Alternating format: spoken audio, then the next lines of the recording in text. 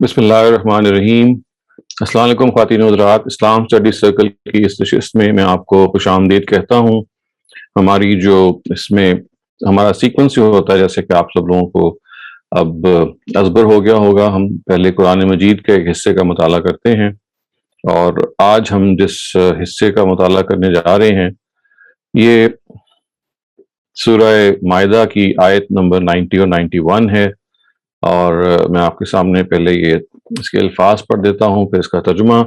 یا ایھا الذین آمنوا انما الخمر والمیسر والانصاب والازلام رجس من عمل الشیطان فاجتنبوه لعلکم تفلحون انما یرید الشیطان ان یوقع بینکم العداوة والبغضاء فی الخمر والمیسر ویصدکم عن ذکر اللہ وعن الصلاة فہل انتم منتہون۔ ایمان والو، یہ شراب اور جوئے اور تھان اور قسمت کے تیر یہ سب گندے شیطانی کام ہیں، سو ان سے بچو تاکہ تم فلاح پاؤ۔ شیطان تو یہی چاہتا ہے کہ تمہیں شراب اور جوئے میں لگا کر تمہارے درمیان دشمنی اور بغض ڈال دے، اور تمہیں خدا کی یاد سے اور نماز سے روک دے۔ پھر کیا تم ان چیزوں سے باز آتے ہو؟ تو آپ خواتین حضرات، یہ جو حصہ ہے قرآن مجید کا، جیسے کہ آپ نے ترجمے سے بھی یہ دیکھا، یہ جو بعض ہمارے ہاں سوشل ایولز پائے جاتے ہیں یا سماجی خرابیاں پائی جاتی ہیں، ان کی طرف یہ اشارہ کرتے ہوئے یہ بتا رہا ہے، اور خاص طور سے ان میں جو دو چیزیں ایسی ہیں کہ جو اب بھی پائی جاتی ہیں، بلکہ ہم تین کہہ سکتے ہیں، ان کو ہمیں اچھی طرح سے نوٹ کر لینا چاہیے۔ شراب، جوا اور تھان، یہ ظاہر ہے کہ یہاں مراد استھان ہیں جہاں پہ غیر اللہ کے نام پہ ذبح کیا جاتا ہے یا کسی اور پر چڑھاوے چڑھائے جاتے ہیں۔ ازلام سے مراد قسمت کے تیر ہیں۔ یہ عربوں میں خاص طریقہ تھا کہ وہ قسمت کے تیروں پر جوا بھی کھیلتے تھے اور ان کے ذریعے سے فال بھی نکالتے تھے، اور اس کے نتیجے میں ظاہر ہے کہ ان کے ہاں ایک خاص طرح کی اسپیکولیشن پیدا ہو جاتی تھی۔ تو دیکھیں قرآن مجید یہ کیا کہتا ہے کہ رجس من عمل الشیطان، یعنی شراب بھی اور جوا بھی اور تھان بھی اور قسمت کے تیر، ان چاروں کے بارے میں یہ کہتا ہے کہ یہ سب گندے شیطانی کام ہیں، سو ان سے بچو تاکہ تم فلاح پاؤ۔ تو ہمارے ہاں اکثر آپ نے دیکھا ہوگا یا سنا ہوگا، محفلوں میں یہ بحث ہو جاتی ہے کہ قرآن مجید نے تو کہیں بھی شراب حرام نہیں کی، تو آپ یہاں قرآن کے الفاظ سے دیکھ سکتے ہیں کہ یہ حرام سے بھی زیادہ سخت لفظ جو ہیں وہ استعمال کیے گئے ہیں، اور یہ کہا گیا ہے کہ یہ جو چاروں چیزیں ہیں جس میں شراب شامل ہے، یہ گندے شیطانی کام ہیں، رجس من عمل الشیطان ہیں، اور جو الفاظ آئے ہیں وہ ایک جسے کہتے ہیں نا کہ ایک دہلا دینے والے ہیں۔ فاجتنبوہ لعلکم تفلحون، کہ تم ان سے بچو اگر تم فلاح چاہتے ہو، تم اخروی فلاح چاہتے ہو تو پھر آپ کو ان سے بچنا ہے۔ اور پھر دیکھیں یہ بھی بتا دیا کہ ان سے جو خرابی پیدا ہوتی ہے وہ کیا ہے، وہ خاص طور سے جوئے کو اور شراب کو موضوع بنایا، اور یہ کہا کہ انما یرید الشیطان ان یوقع بینکم العداوۃ والبغضاء فی الخمر والمیسر، یعنی شیطان یہ چاہتا ہے کہ تمہیں شراب اور جوئے میں پھنسا کر تمہارے درمیان بغض اور عداوت، یعنی تمہارے درمیان میلس اور اینیماسٹی یہ پیدا کرے، اور پھر دیکھیے کہا کہ وَيَصُدَّكُمْ عَنْ ذِكْرِ اللَّهِ، اور تمہیں اللہ کی یاد سے اور نماز سے غافل کر دے۔ فَهَلْ أَنْتُمْ مُنْتَهُونَ، تو کیا تم باز آتے ہو؟ تو یہ جو فَهَلْ أَنْتُمْ مُنْتَهُونَ کے اندر جو آپ یہ دیکھ رہے ہیں کہ استفسار ہے، ایک کوشچن ہے، یہ کوئی سادہ سوال نہیں ہے، بلکہ جس طرح سے ہم ڈانٹ ڈپٹ کے انداز میں کہتے تم کیا ایسے باز نہیں آتے، یہ اصل میں اس طرح کی چیز ہے۔ تو آپ اس پورے بیان سے اندازہ لگا سکتے ہیں کہ قرآن مجید کتنی شدت سے شراب اور جوئے کو اور قسمت کے تیروں کو اور یہ تھان وغیرہ کے معاملات کو پروسکرائب کرتا ہے، اور ان کے بارے میں دیکھیں پھر یہ خاص طور سے جوئے کو اور شراب کو سنگل آؤٹ کر کے یہ بھی کہتا ہے کہ یہ کیا کرتے ہیں، یہ انسانوں کے درمیان دشمنی اور بغض ڈال دیتے ہیں۔ اگر آپ نے کبھی ایسے سوسائٹیز کا اور سماج کا مطالعہ کیا ہو جہاں پہ شراب اور جوا بہت عام ہے، وہاں آپ یہ دیکھیں گے کہ جو بہت زیادہ جو بغض ہے اور دشمنی ہے یہ کیسے پیدا ہو جاتی ہے، اور کس طرح سے انسان ایک دوسرے کے جان کے درپے ہو جاتا ہے۔ اور پھر دیکھیے مزید کہا گیا وَيَصُدَّكُمْ عَنْ ذِكْرِ اللَّهِ، یعنی وہ اللہ تعالیٰ کی یاد سے آپ کو غافل کر دیتے ہیں۔ یعنی شراب اور جوئے دونوں کے اندر اتنی اٹریکشن ہے، اتنی زیادہ ایک اپیل ہے کہ انسان جب ان میں لگتا ہے تو بس اس کو پھر کچھ یاد نہیں رہتا، یہاں تک کہ وہ خدا کا ذکر ہی بھول جاتا ہے، خدا اس کے ذہن سے محو ہو جاتا ہے۔ اور پھر یہ بھی کہا کہ نماز بھی جاتی رہتی ہے، کیونکہ انسان جب ان چیزوں میں اس کو لت پڑ جاتی ہے ان چیزوں کی، تو پھر اس کو یہ نہیں یاد رہتا کہ وہ اس وقت کہاں ہے اور کدھر ہے، اس کی کیا ذمہ داریاں ہیں، اس کی کیا رسپانسبلٹیز ہیں. وہ بس جسے کہتے ہیں نا کہ اپنے پوری قوت سے انہی کاموں میں لگ جاتا ہے. تو شراب اور جوا اور یہ سب چیزیں خواتین حضرات، یہ ہم سب کے لیے یعنی لمحہ فکریہ ہے کہ قرآن مجید ان سوشل ایولز کو جس طرح سے بیان کرتا ہے اس سے بالکل واضح ہے کہ یہ ہمیں یعنی جس سمت پہ لے جاتی ہیں، جس پہلو سے یہ ہمارے اندر ہماری زندگی میں خرابی پیدا کرتی ہیں، یہ ایسا ہے کہ ہمیں ان کی جو بھنک بھی ہے کہیں ہمیں اگر دور سے نظر آ جائے تو اس سے ہمیں دور رہنا چاہیے، اور بھنک بھی نہیں ہمارے پاس قریب آنی چاہیے. اس کی وجہ یہ ہے کہ انسان بہرحال ایک کمزور وجود ہے، اس کے اندر تجسس بھی ہے، اور خاص طور سے جس چیز سے انسان کو روکا جاتا ہے خواتین حضرات، یہ تو ہم عام ایکسپیرینس کرتے ہیں کہ the more we are stopped from something, the more we become curious about it کہ بھئی یہ ہے کیا آخر، why are we being stopped from it and what exactly is the whole issue. تو اس وجہ سے انسان کے اندر ایک فطری طور پہ جو تجسس ہوتا ہے وہ جس چیز سے روکا جاتا ہے اس کی طرف زیادہ بڑھتا ہے.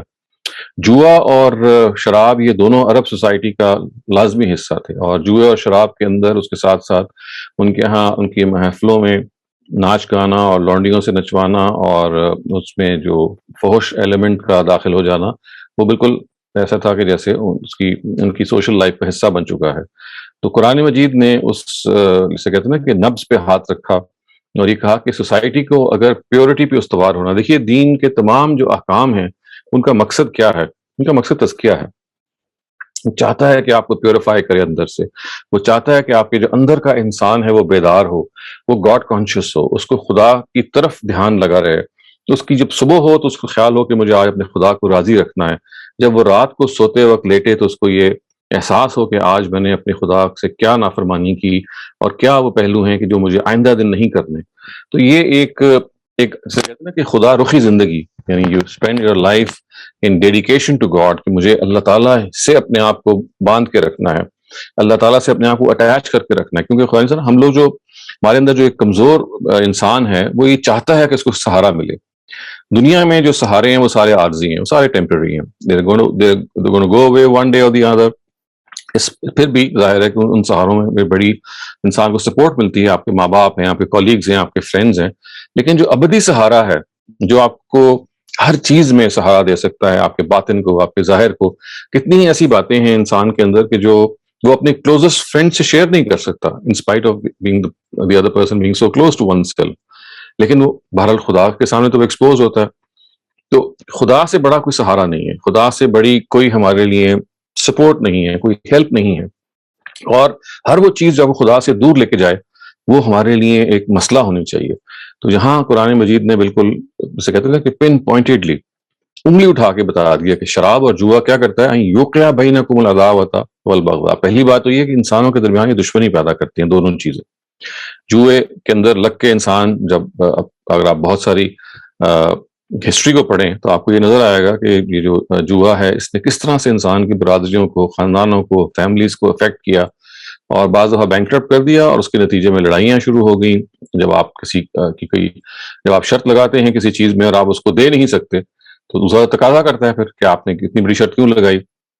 اور آپ جب اس کے نتیجے میں کنگال ہو جاتے ہیں یا ڈیفالٹ کر جاتے ہیں تو جو تقاضا کرنے والا ہے وہ تو آپ کی جان نہیں چھوڑنے والا.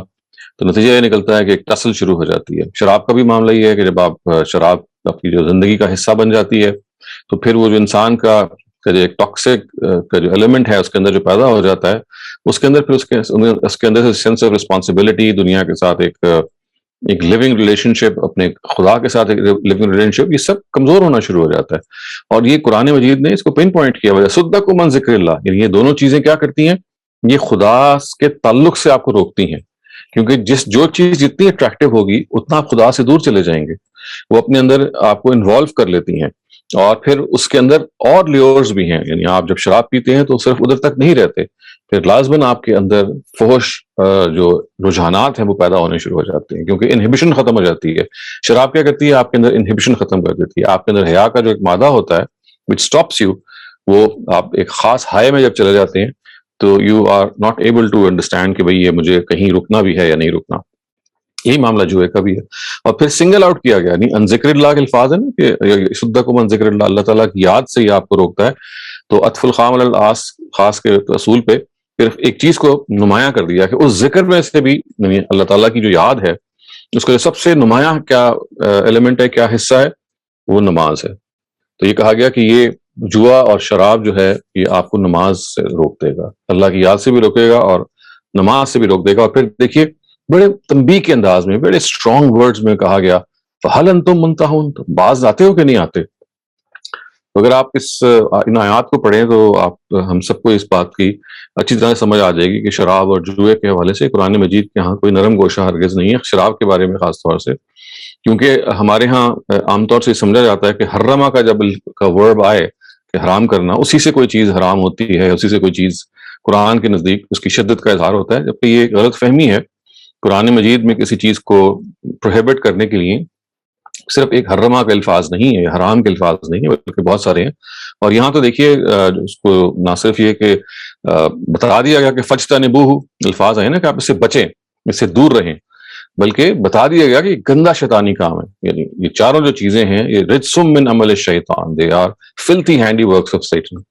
تو اس سے زیادہ کوئی شدت کا بیان ہو نہیں سکتا۔ شراب نوشی کے بارے میں یہ ذہن میں رکھیں، ہمارے ہاں کوئی سزا تو مقرر نہیں کی گئی جیسے شریعت کی سزائیں ہیں، جیسے چوری میں ہے، جیسے زنا میں ہے۔ البتہ ایک اسلامک اسٹیٹ جو ہے وہ لیجسلیٹ کر سکتی ہے شراب نوشی کی سزا کے بارے میں۔ اور اس کے ساتھ ساتھ ظاہر ہے آبویسلی جس چیز کو آپ کو اپنے ذہن میں رکھنا ہے وہ یہ ہے کہ یہ جو استدلال بعض لوگ کرتے ہیں کہ جی اگر ہم چند گھونٹ پی لیں یا کچھ حصہ شراب کا پی لیں جس سے آپ کو نشہ نہیں آئے گا تو اس سے کیا فرق پڑتا ہے، کیونکہ اصل چیز تو نشہ ہے۔ تو اگر ہم اتنا پی لیں کہ جتنا نشہ نہیں آئے گا، یا اگر ایسا نشہ آئے گا جو آپ کو بالکل بدحال نہیں کرے گا، تو اس میں کیا حرج ہے؟ تو دیکھیے یہ وہی دین کا اصول ہے کہ جو محرمات ہوتی ہیں دین کی، جو پروہیبیشنز ہوتی ہیں، ان کو بہت دور سے ان پہ پہرا لگا دیا جاتا ہے تاکہ انسان پھسل کے وہاں چلا نہ جائے۔ اور یہ خود انسان کے اپنی زندگی جو ہے اس پہ بالکل شاہد ہے۔ بہت سارے ایسے دریا ہوتے ہیں کہ جن کے ریور بیڈز پہ آپ کو روکا جاتا ہے کہ آپ نے وہاں گھر نہیں بنانا، اس لیے کہ کوئی پتہ نہیں کہ فلڈ کب آئے۔ بعض دفعہ سینکڑوں سال فلڈ نہیں آتا، لیکن ایک ہی دفعہ آتا ہے، بہا کے لے جاتا ہے۔ یہی معاملہ والکینک سٹیز کا ہے۔ بہت ساری ایسی سٹیز ہیں جس میں والکینو بہت مدت سے ارپٹ نہیں کیا، وہاں مشہور والکینوز ہیں جو آتش فشاں پہاڑ ہوتے ہیں، لیکن چونکہ اس کا اندیشہ ہوتا ہے کہ بھئی ارپٹ کر جائے تو دور دور تک آپ کہتے ہیں جب یہاں آبادی نہیں ہوگی، حالانکہ ہو سکتا ہے کہ کبھی بھی زندگی میں یہ موقع ہی نہ آئے۔ لیکن دیکھیں احتیاط انسانی جان کے لیے کتنی ہوتی ہے انسانوں ہی کے اندر کہ وہ پہرا لگا دیتے ہیں۔ تو اللہ تعالیٰ بھی ظاہر ہے اسی اصول پہ یہ چاہتے ہیں کہ ہمارے اندر یہ احتیاط کا مادہ جو ہے وہ زندہ رہے۔ یعنی اگر یہ کوئی اس طرح کا پہلو ہو کہ ہم پھسل کے وہاں جا سکتے ہیں تو اس کو دور ہی سے اس کو روک دیا جائے۔ تو یہ چند گھونٹ جو ہیں، یہ بات تو بالکل ٹھیک ہے، اسے نشہ نہیں ہوتا یا کچھ ایسا کا نشہ ہو جائے گا جو انسان کو بالکل ہی حواس باختہ نہیں کرے گا، لیکن یہ نہیں معلوم کہ چند کب ذرا زیادہ ہو جائیں اور ذرا اور زیادہ ہو جائیں، ہوتے ہوتے آپ ایک آخر میں پہنچ جائیں۔ یہ ایسے ہی ہے جیسے آپ گھر سے کبھی نکلیں اور ہمارا جو رابطہ تھا وہ کچھ دیر کے لیے منقطع ہو گیا، دوبارہ جوائن کیا، تو میں عرض کر رہا تھا کہ انسان جس طرح سے زندگی میں احتیاط کرتا ہے بالکل ویسے ہی اللہ تعالیٰ نے اس احتیاط کو روا رکھا اور یہ کہا کہ آپ کو بہرحال اگر آپ کو کم نشہ بھی ہوتا ہے یا سرے سے نہیں ہوتا تب بھی آپ کو اس سے گریز کرنا ہے۔ جوئے کے بارے میں ہم سب جانتے ہیں یہ ایک قسمت آزمائی ہوتی ہے جس کے اندر آپ اپنی لک کو چانس کرتے ہیں، گیم آف چانس۔ تو نتیجہ یہ نکلتا ہے کہ آپ اصل میں اپنے آپ کو بجائے اس کے کھپائیں، محنت کریں، سرمایہ کو لگائیں، آپ اپنی قسمت کو آزمانا شروع کر دیتے ہیں۔ اس میں آپ جو ایلیمنٹ ہے وہ آبویسلی ایک ایسا ایلیمنٹ ہے کہ جس کے اندر پھر آپ کے اندر ایک خوف پیدا ہوتا ہے، آپ کے اندر ایک سپرسٹیشن بھی پیدا ہوتی ہے، آپ کے اندر ایک خاص طرح کا جذبہ پیدا ہوتا ہے کہ بھی میں زیادہ مال لگا دوں۔ اگر آپ کو مال آپ کا لٹ گیا تو آپ کو پتہ ہے کہ اس کے نتیجے میں at times windfall gains ہو جاتی ہیں، at times you just lose everything. تو یہ ایک ایسی قسمت آزمائی ہے کہ جس کو اسی اصول پہ قرآن نے روک دیا اور یہ کہا کہ دیکھیے یہ کسی بھی لحاظ سے انسان کا اس کے اندر اٹریکشن بہت ہے، اس لیے کہ دیکھیے آپ کو پتہ چل جائے کہ آپ نے چند پیسے لگا کے آپ کو لاکھوں کروڑوں کا فائدہ ہو گیا ہے تو you go there again and again. لیکن جیسے ایک جواری کا معاملہ ہوتا ہے کہ ایک ہی مرتبہ اس کو پھر اپنے پیسے کو جب بعض وہ ہارتا ہے تو وہ اپنی استطاعت سے زیادہ بڑھ جاتا ہے، اس کی بساط سے زیادہ معاملہ چلا جاتا ہے، اور پھر ڈپریشن اور لوگوں کے ساتھ لین کے معاملات اس میں پڑھ کے اپنے آپ کو برباد کر سکتا ہے۔ تو یہ بھی ایک ایسی چیز ہے کہ جس کو دین نے بہت روکا۔ استھان کا مطلب یہ ہے کہ آپ غیر اللہ کے آگے ذبح کریں، کسی اور کو نظر چڑھائیں، اور ازلام جو ذکر کیا گیا ہے وہ بھی یہی ہے کہ آپ پانسے ہوئے جو تیر ہیں یا فال نکال کے جو آپ ایک خاص طرح سے آگے بڑھتے ہیں اور ان پہ بھی جوا کھیلتے ہیں، ان کو بھی روکا گیا۔ تو اس لحاظ سے آپ دیکھ سکتے ہیں کہ قرآن مجید کی جو یہ آیت ہے ایک بڑی ہمیں بنیادی رہنمائی دیتی ہے۔ خواتین حضرات، اب ہم اپنے اس اسٹڈی سرکل کے دوسرے سیگمنٹ کی طرف بڑھتے ہیں، اور یہ جو اسٹڈی سیگمنٹ کا جو یہ دوسرا حصہ حدیث سے متعلق ہوتا ہے۔ یہ عبداللہ ابن عمر جو حضرت عمر کے بیٹے ہیں، یہ روایت ان سے ہے، وہ کہتے ہیں کہ ان رسول اللہ صلی اللہ علیہ وسلم قال صلاۃ الجماعہ افضل من صلاۃ الفض ب27 درجہ۔ حضرت ابن عمر روایت کرتے ہیں کہ رسول اللہ صلی اللہ علیہ وسلم نے فرمایا کہ جماعت کے ساتھ اکیلے نماز پڑھنے سے 27 درجے زیادہ فضیلت رکھتی ہے، یعنی اگر آپ باجماعت نماز پڑھیں تو it is much more rewarding, اور یہاں جیسے گنوا دیا کہ 27 درجے آپ کو زیادہ ریوارڈ ملے گا۔ ظاہر ہے اس سے ہمیں اندازہ ہو جاتا ہے کہ اللہ تعالیٰ کا جو نظام ہے، جو سسٹم ہے، اس کے اندر جو کلیکٹیوٹی ہے اور کلیکٹیولی کوئی کام کرنا ہے، اس کی کتنی اہمیت ہے۔ اور یہ جتنے بھی ہم لوگوں کو، ہم سب لوگوں میں جن کو بھی اس کا موقع ملا کہ آپ مسجد میں نماز پڑھنے کی ہمیں توفیق ہو، تو وہ یعنی this is something which is an experience that can only be experienced. اس کو ایکسپلین کرنا شاید مشکل بھی ہو جاتا ہے۔ آپ جب مسجد میں جاتے ہیں تو ایک اسپریچول جو ایٹماسفیئر کا آپ کو احساس ہوتا ہے، کلیکٹیوٹی کا احساس ہوتا ہے، تکفیت ملتی ہے لوگوں سے، آپ کو محسوس ہوتا ہے کہ اللہ کے گھر گئے ہیں۔ تو یہ وہ چیز ہے کہ جو انسان کے اندر کی جو ایک نشو و نما ہے، اس کی جو روحانی بالیدگی ہے، اس کی جو اسپریچول ایڈوانسمنٹ ہے، اس میں it plays a huge role. اور انفارچونیٹلی ہم نے اپنی مسلم امہ کی آدھی جو پاپولیشن ہے، بہت سارے ممالک کا معاملہ یہ ہے کہ وہ خواتین کے لیے ہم نے اس کو ختم کر کے رکھ دیا، کاٹ کے رکھ دیا۔ یہ اگرچہ بہت ساری نان مسلم کنٹریز کے اندر تو خواتین کی پروویژن موجود ہے، لیکن ایک طرفہ تماشا ہے، ایک بڑی عجیب بات ہے کہ مسلمان جو ممالک ہیں ان کے اندر آپ یہ دیکھیں گے کہ اکثر مسلمان ممالک کے اندر خواتین کے لیے عام جو 5 وقت کی نماز ہے ان کو پڑھنے کی کوئی جگہ ہی نہیں ہے، تصور ہی نہیں ہے، یعنی بلکہ بعض دفعہ عید کی نماز کے لیے یا جمعے کی نماز کے لیے بھی کہنا پڑتا ہے۔ یہ میں بات کروں مسلمان ممالک کے لیے زیادہ تر، لیکن آپ اس کے برعکس دیکھیے کہ جیسے حرم ہے جو اللہ تعالیٰ کی مسجد ہے، یا مسجد نبوی ہے نبی صلی اللہ علیہ وسلم نے بنائی، اس میں آپ دیکھیے کہ خواتین اور مرد جو ہیں بالکل ویسے ہی شانہ بشانہ چلے ہوتے ہیں جس طرح سے مسجدوں میں ہونا چاہیے۔ تو یہ ایک سبق ہے ہمارے لوگوں کو سیکھنے کا کہ ہم مسجدیں جو ہیں وہ اپنی آدھی سے زیادہ پاپولیشن کو اس کو ہم نے محروم کر رکھا ہے، اور وہ ایک مردوں کا سا افیئر بن کے رہ گئی ہیں کہ only men are able to go there۔ یہ ایسا نہیں ہونا چاہیے، یعنی جو بینیفٹس ایک مسجد کے ہیں، جو اسپریچول بینیفٹس ہیں، وہ they should be free for everyone, they should be available for everyone۔ ایک حدیث ہے جو بیان کی جاتی ہے جس کی وجہ سے خواتین کو گھر میں مسجد میں کے بجائے گھر میں نماز پڑھنے کی تلقین کی جاتی ہے، جو بالکل ایک غلط فہمی پہ مبنی ہے، اور وہ یہ ہے کہ ایک روایت ہے، اس میں کہا جاتا ہے کہ جو خاتون کے لیے یا ایک عورت کے لیے گھر کا جو اندر کا حصہ ہے وہ باہر والے حصے سے بہتر ہے، اور اندر والا کمرہ اس سے بھی بہتر ہے، اور اس سے اندر والا کمرہ جو ہے اس سے بھی بہتر ہے۔ گویا کہ جتنا وہ گھر کے اندر چھپ کے نماز پڑھیں وہ اتنا بہتر ہے۔ اگر اس روایت کو آپ اس دور کے بعض حالات کو سامنے رکھ کے اگر آپ اس کا جائزہ لیں گے تو صاف معلوم ہوتا ہے کہ ایک وہ زمانہ تھا مدینے میں کہ جب ایک خاص طور سے ایک واقعہ ہوا جس میں ایک خاتون جو تھی فجر کی نماز پہ جاتے ہوئے وہ ریپ ہو گئی تھی۔ ایک ہوتا ہے نا کہ ایک ذرا چٹپٹے کا سا سما ہوتا ہے، اٹس ناٹ ویری، اتنی لائٹ نہیں ہوتی۔ تو یہ اس کو آپ روشنی میں رکھ کے دیکھیں تو یہ خاص موقع تھا کہ جب نبی صلی اللہ علیہ وسلم نے کچھ عرصے کے لیے احتیاطاً یہ کہا خواتین سے کہ بھئی اگر آپ گھر کے اندر نماز پڑھتی ہیں تاکہ اس فتنے کی سرکوبی ہو سکے تو یہ بہتر ہوگا آپ کے لیے، یہ روکا پھر بھی نہیں ہے، یہ بہتر ہوگا۔ تو یہ اس موقع کی حدیث ہے، اس موقع کی روایت ہے جس کو لوگوں نے عام سمجھ لیا اور اس کا مطلب یہ بیان کرنا شروع کر دیا کہ بھئی اب خواتین جو ہیں ان کے لیے گھر کے بجائے مسجد کے بجائے گھر ہی بہتر ہے۔ تو اس غلط فہمی کو میرے خیال میں ہمیں دور کرنا چاہیے، ان روایات کو مرتبہ سے پھر سے ری وزٹ کرنا چاہیے۔ ان روایات کے اندر جتنا جو پس منظر ہے وہ تو میں نے آپ کے سامنے بیان کر دیا ہے، اور اسی طرح سے ہمیں مسلمانوں میں جہاں پہ بھی آپ رہتے ہیں اس کا اہتمام کرنا چاہیے، جن لوگوں کے لیے بھی ممکن ہے کہ وہ کم از کم ایک نماز دن کی مسجد میں پڑھیں۔ اگر ان کو گاڑی پہ جانا پڑتا ہے تو ایک دفعہ دن میں ایفرٹ کیا جا سکتا ہے، اور جو خوش قسمت ہیں وہ لوگ جن کے گھر کے قریب مسجد ہے اور they can walk to the mosque, یعنی بہت سارے مسلمان مملکتوں میں ایسا بھی ہوتا ہے، تو ان کو زیادہ اہتمام کرنا چاہیے۔ اور یہ وہ اہتمام ہے کہ جو میں نے جیسے کہا کہ you just need to experience it to find out difference that that is actually there between an individual prayer and a collective prayer. یعنی وہ ایک ایسی اسٹرینتھ آپ کو ملتی ہے, you feel like یعنی you are sitting in the house of God. دیکھیے نا یہ بات کہ آپ اللہ کے گھر میں بیٹھے ہوئے ہیں, اور اس میں پھر آپ تھوڑی دیر کے لیے میڈیٹیٹ کر سکتے ہیں. You can sit after your prayer and sit there, go some time before the prayer and sit there. تو ایک ماحول کا ایک اثر ہوتا ہے. یہ بات بالکل جیسے کہتے ہیں نا کہ it is proven کہ جس جگہ پہ آپ ہوتے ہیں اس کا آپ پر اثر ہوتا ہے. آپ جہاں پہ بھی جائیں گے, آپ کلبز میں جائیں گے, آپ پبز میں جائیں گے, آپ کہیں بھی جائیں گے, تو obviously اس کا ایک اثر ہوگا. تو مسجد کا بھی ویسا ایک اثر ہے. تو مسجد کا جو اثر ہے, جو انسان کے اندر ایک اسپرچل اویکنگ پیدا کرتا ہے, اس کے اندر یہ خواہش پیدا کرتا ہے کہ میرے اندر کا جو انسان ہے وہ کبھی اگر اس سے برائی سرزد ہو تو وہ فوراً توبہ کر لے, وہ خدا کے ساتھ اٹیچ رہے, خدا سے کے بارے میں جیسے کہ ہم اکثر کہتے ہیں کہ گاڈ کانشیسنس جو ہے اس کے اندر آئے. تو there is no better a place to create that God consciousness than a mask.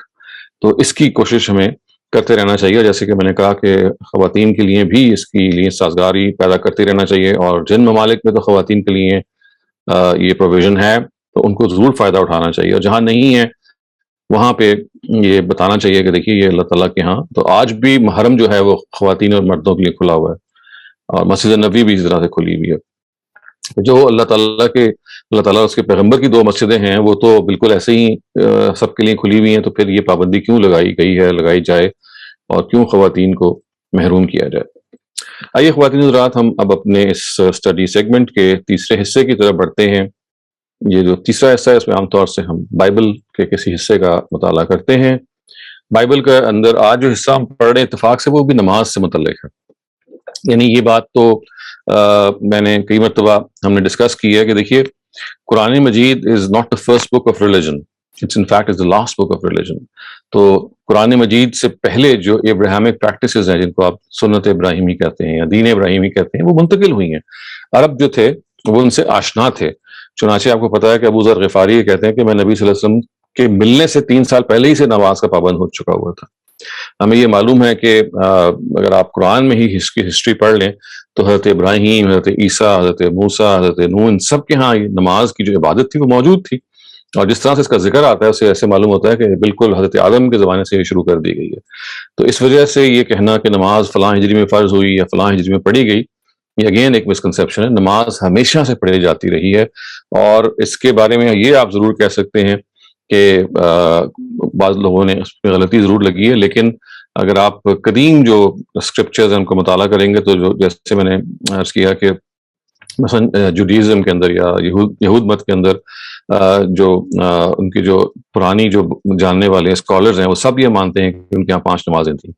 اور ابراہیم کیٹش کا میں نے آپ سے کسی وقت تذکرہ کیا ہوگا, ابراہیم کیٹش ان کا نام ہے, انہوں نے کتاب لکھی جوڈیزم نے, پر تو اس میں انہوں نے بتایا کہ کیسے 5 نمازیں تھیں, اور وہ پھر جیسے ہمارے ہاں اہل تشیع نے 5 کو 3 کر لیا, تو ان کے ہاں بھی ہوتے ہوتے وہ 5 3 رہ گئی, لیکن انہوں نے اس کو باقاعدہ طور پہ ان کو معلوم تھا کہ یہ 5 ہی ہیں جو 3 ہو گئی ہیں. یہی معاملہ کرسچنس کے اندر بھی ہے. اگر آپ ان کی زیادہ جو لٹرجیز وغیرہ کو پڑھیں, آپ ڈیپ جائیں گے, you talk to their priest, تو وہ آپ کو بتائیں گے کہ دیکھیے ہمیں بھی 5 وقت ہمیں خدا کے حضور حاضر رہنا ہے. ان کے یہاں صرف یہ تھا کہ جیسے قرآن نے کہا کہ اضاعوا الصلاۃ, وہ رکوع اور سجدے کو ضائع کر بیٹھے تھے, اور ان کے ہاں نماز اب صرف دعا بن کے رہ گئی تھی. لیکن یہ تو ڈسٹورشنز ہیں, ادروائز اوریجنلی ان کے ہاں بھی بالکل ویسے ہی نماز تھی. تو بائبل میں نماز کا جا بجا تذکرہ آتا ہے, اس کے اندر الفاظ ہے walk towards God, go towards God, اس طرح کے الفاظ آتے ہیں جو ترجمے کی وجہ سے تھوڑا سا خلط مبس ہوا ہے. ادروائز وہ ان کی کلیئرٹی ہے. حتیٰ کہ اس میں آپ کو حضرت عیسیٰ کے حوالے سے جیزس کے بارے میں یہ ملے گا کہ عصر کا وقت ہے, سپہر کا وقت ہے, اور نماز پڑھنے گئے. جو الفاظ جو یونانی یا گریک بائبل کے اندر آئے ہیں ان کو آپ جب انگریزی میں پڑھتے ہیں تو آپ کو بالکل معلوم ہو جاتا ہے کہ جیسے وہ ظہر کا وقت تھا یا عصر کا وقت تھا, اور وہ دن کو انہوں نے تقسیم کیا ہوا تھا اسی لحاظ سے. تو میں چند جگہیں آپ کو پڑھ کے سنانا چاہتا ہوں, ورنہ آپ تفصیل سے بعد میں بھی دیکھ سکتے ہیں, جیسے آپ کو یہ محسوس ہوگا کہ یہ نماز ایک ایسا علم, یعنی ایک ایسی چیز ہے کہ جو قدیم سے پائی جاتی ہے. تو یہ دیکھیے کہ یہ کتاب پیدائش ہے جس کو جینیسزم کہتے ہیں, اس کا جو اس کی 5ویں آیت ہے, اس کا 22واں چیپٹر ہے, اور اس میں الفاظ آپ یہ دیکھیے کہ وہاں اس نے اپنا خیمے لگایا, یعنی بیت ایل کے مشرق میں ہے پہلے تو اس کی نشاندہی کی, پھر یہ کہا گیا کہ وہاں اس نے اپنا خیمہ لگایا, مغرب میں بیت ایل تھا اور مشرق میں آئے, یہ جگہ دونوں ان کے نام ہیں. بیت ایل کہتے ہیں عبرانی زبان میں خدا کو, تو بیت ایل کا کیا مطلب ہے؟ بیت اللہ, اصل میں اللہ کا گھر. اس جگہ پر اس نے رب کی تعظیم میں قربان گاہ بنائی اور رب کا نام لے کر عبادت کی. تو یہ دیکھیے رب کا نام، حضرت ابراہیم کا ذکر ہو رہا ہے کہ رب کا نام لے کر عبادت کی. یہ بالکل وہی ہے، نماز کے الفاظ ہیں. یہ ترجمے میں آپ کو لگے گا جیسے کوئی عبادت کا ورڈ ہے. اوریجنلی ہم بالکل سوچ سکتے ہیں کہ یہاں نماز کا ورڈ ہے جو عبادت کے لفظ سے تبدیل ہو گیا. وہ دوسرے دو آدمی سدوم کی طرف گئی، حضرت لوط کا علاقہ ہے، جبکہ رب کچھ دیر کے لیے وہاں ٹھہرا رہا اور ابراہیم اس کے سامنے کھڑا رہا. یعنی یہ آپ دیکھیے کہ ابراہیم اس کے سامنے کھڑا رہا، اسٹینڈنگ بفور دا لارڈ. اگر آپ پھر ٹریس کریں گے ان کو قدیم اسکرپچرز میں تو یہ اس کی تعبیر ہے جس کو آپ کہتے ہیں نا کہ آپ قومے میں کھڑے رہتے ہیں، یو اسٹینڈ اسٹریٹ، یعنی اللہ کے حضور میں کھڑے رہتے ہیں اس مفہوم میں کہ آپ اس کی عبادت کر رہے ہیں. اس کے بعد آپ دیکھیے کہ ایسی کتاب پیدائش کا جو یعنی اس سے پہلے جو میں نے آپ کو جو باب پڑھ کے سنا ہے وہ پہلا تو 12واں باب تھا، دوسرا 18واں، یہ 22واں باب. اس میں یہ ہے کہ اس نے نوکروں سے کہا یہاں گدھے کے پاس ٹھہرو، میں لڑکے کے ساتھ وہاں جا کر پرستش کروں گا، پھر ہم تمہارے پاس واپس آئیں گے. یہ ایگزیکٹلی وہی چیز ہے کہ میں وہاں جا کے عبادت کروں گا، یعنی نماز پڑھوں گا اور پھر ہم واپس آئیں گے. یہ ایک ایسی چیز ہے کہ جس کے بارے میں ہمیں غلط فہمی نہیں ہونی چاہیے کہ جیسے کہ نماز ایک ایسی چیز ہے جو پہلی مرتبہ قرآن مجید ہی سے ہمارے پاس آئی ہے. میں اس کو تھوڑا سا آگے اسکپ کر رہا ہوں اور اب آپ کی جو ایگزوڈس کی کتاب ہے جس کو ہم کتاب خروج کہتے ہیں اس کو دیکھیے. اس کا چوتھا باب ہے، 31ویں آیت ہے کہ پھر انہیں یقین آیا اور جب انہوں نے سنا کہ رب کو تمہارا خیال ہے اور وہ تمہاری مصیبت سے آگاہ ہے تو انہوں نے رب کو سجدہ کیا. یہ دیکھیے قرآن مجید میں بھی بہت عام ہے اور بائبل میں بھی بہت عام ہے کہ یعنی جو اجزاء ہوتے ہیں نماز کے اس سے وہ نماز کو یاد کرتے ہیں. یعنی ہم کہتے ہیں کہ سبح بحمد ربک کا جس طرح تسبیح اور تحمید کا مطلب ہے یعنی to praise God, to extol God, تو سبح بحمد ربک کا نماز کی تعبیر ہوتی ہے بہت ساری جگہوں پہ. تو اسی طرح سے رکوع اور سجود کا جو ذکر آتا ہے کیونکہ نماز اصل میں رکوع اور سجود سے عبادت ہے، تو قرآن مجید میں بھی اور آپ کو قدیم اسکرپچرز کے اندر یہ رکوع اور سجود ہے جو to kneel and to prostrate جس طرح سے اپنی اوریجنل زبان میں استعمال ہوئے ہیں، یہ بالکل اس مفہوم میں ہے کہ وہ نماز کے لیے یعنی آپ چونکہ to kneel and to prostrate is basically something which signifies the prayer, signifies صلاح. تو اس کے لیے بعض دفعہ جو کنسٹیٹوئنٹ پریکٹسز ہوتی ہیں دے ٹیک دا پلیس آف دا یعنی ان کا نام سے ہی وہ چیز مشہور ہو جاتی ہے. اس کا یہ مطلب نہیں ہے کہ انہوں نے رکوع اور سجود کیا بلکہ نماز میں رکوع اور سجود کیا. تو یہ عام عربی زبان کا اسلوب بھی ہے اور یہ قدیم زبانوں میں بالکل ایسے ہی استعمال ہوا ہے. یہ اس کے بعد آپ دیکھیے یہ زبور کے اندر یعنی سام جو داؤد پہ اتری، لیکن مجھ پر تو نے بڑی مہربانی کی ہے اس لیے میں تیرے گھر میں داخل ہو سکتا، میں تیرا خوف مان کر تیری مقدس سکون گاہ کے سامنے سجدہ کرتا ہوں. ایگزیکٹلی وہی چیز ہے میں سجدہ کرتا ہوں. یعنی یہ جو الفاظ ہیں وہی اگین کنسٹیٹوئنٹ پریکٹس ہے. پھر آپ اب آ جائیے کہ نیو ٹیسٹمنٹ میں یہ جو متی کی انجیل ہے میتھیو کے چیپٹر نمبر 14 ورس 23 کو آپ دیکھیے. انہیں خیر آباد کہنے کے بعد وہ دعا کرنے کے لیے اکیلا پہاڑ پر چڑھ گیا اور شام کے وقت وہ اکیلا تھا وہاں پہ.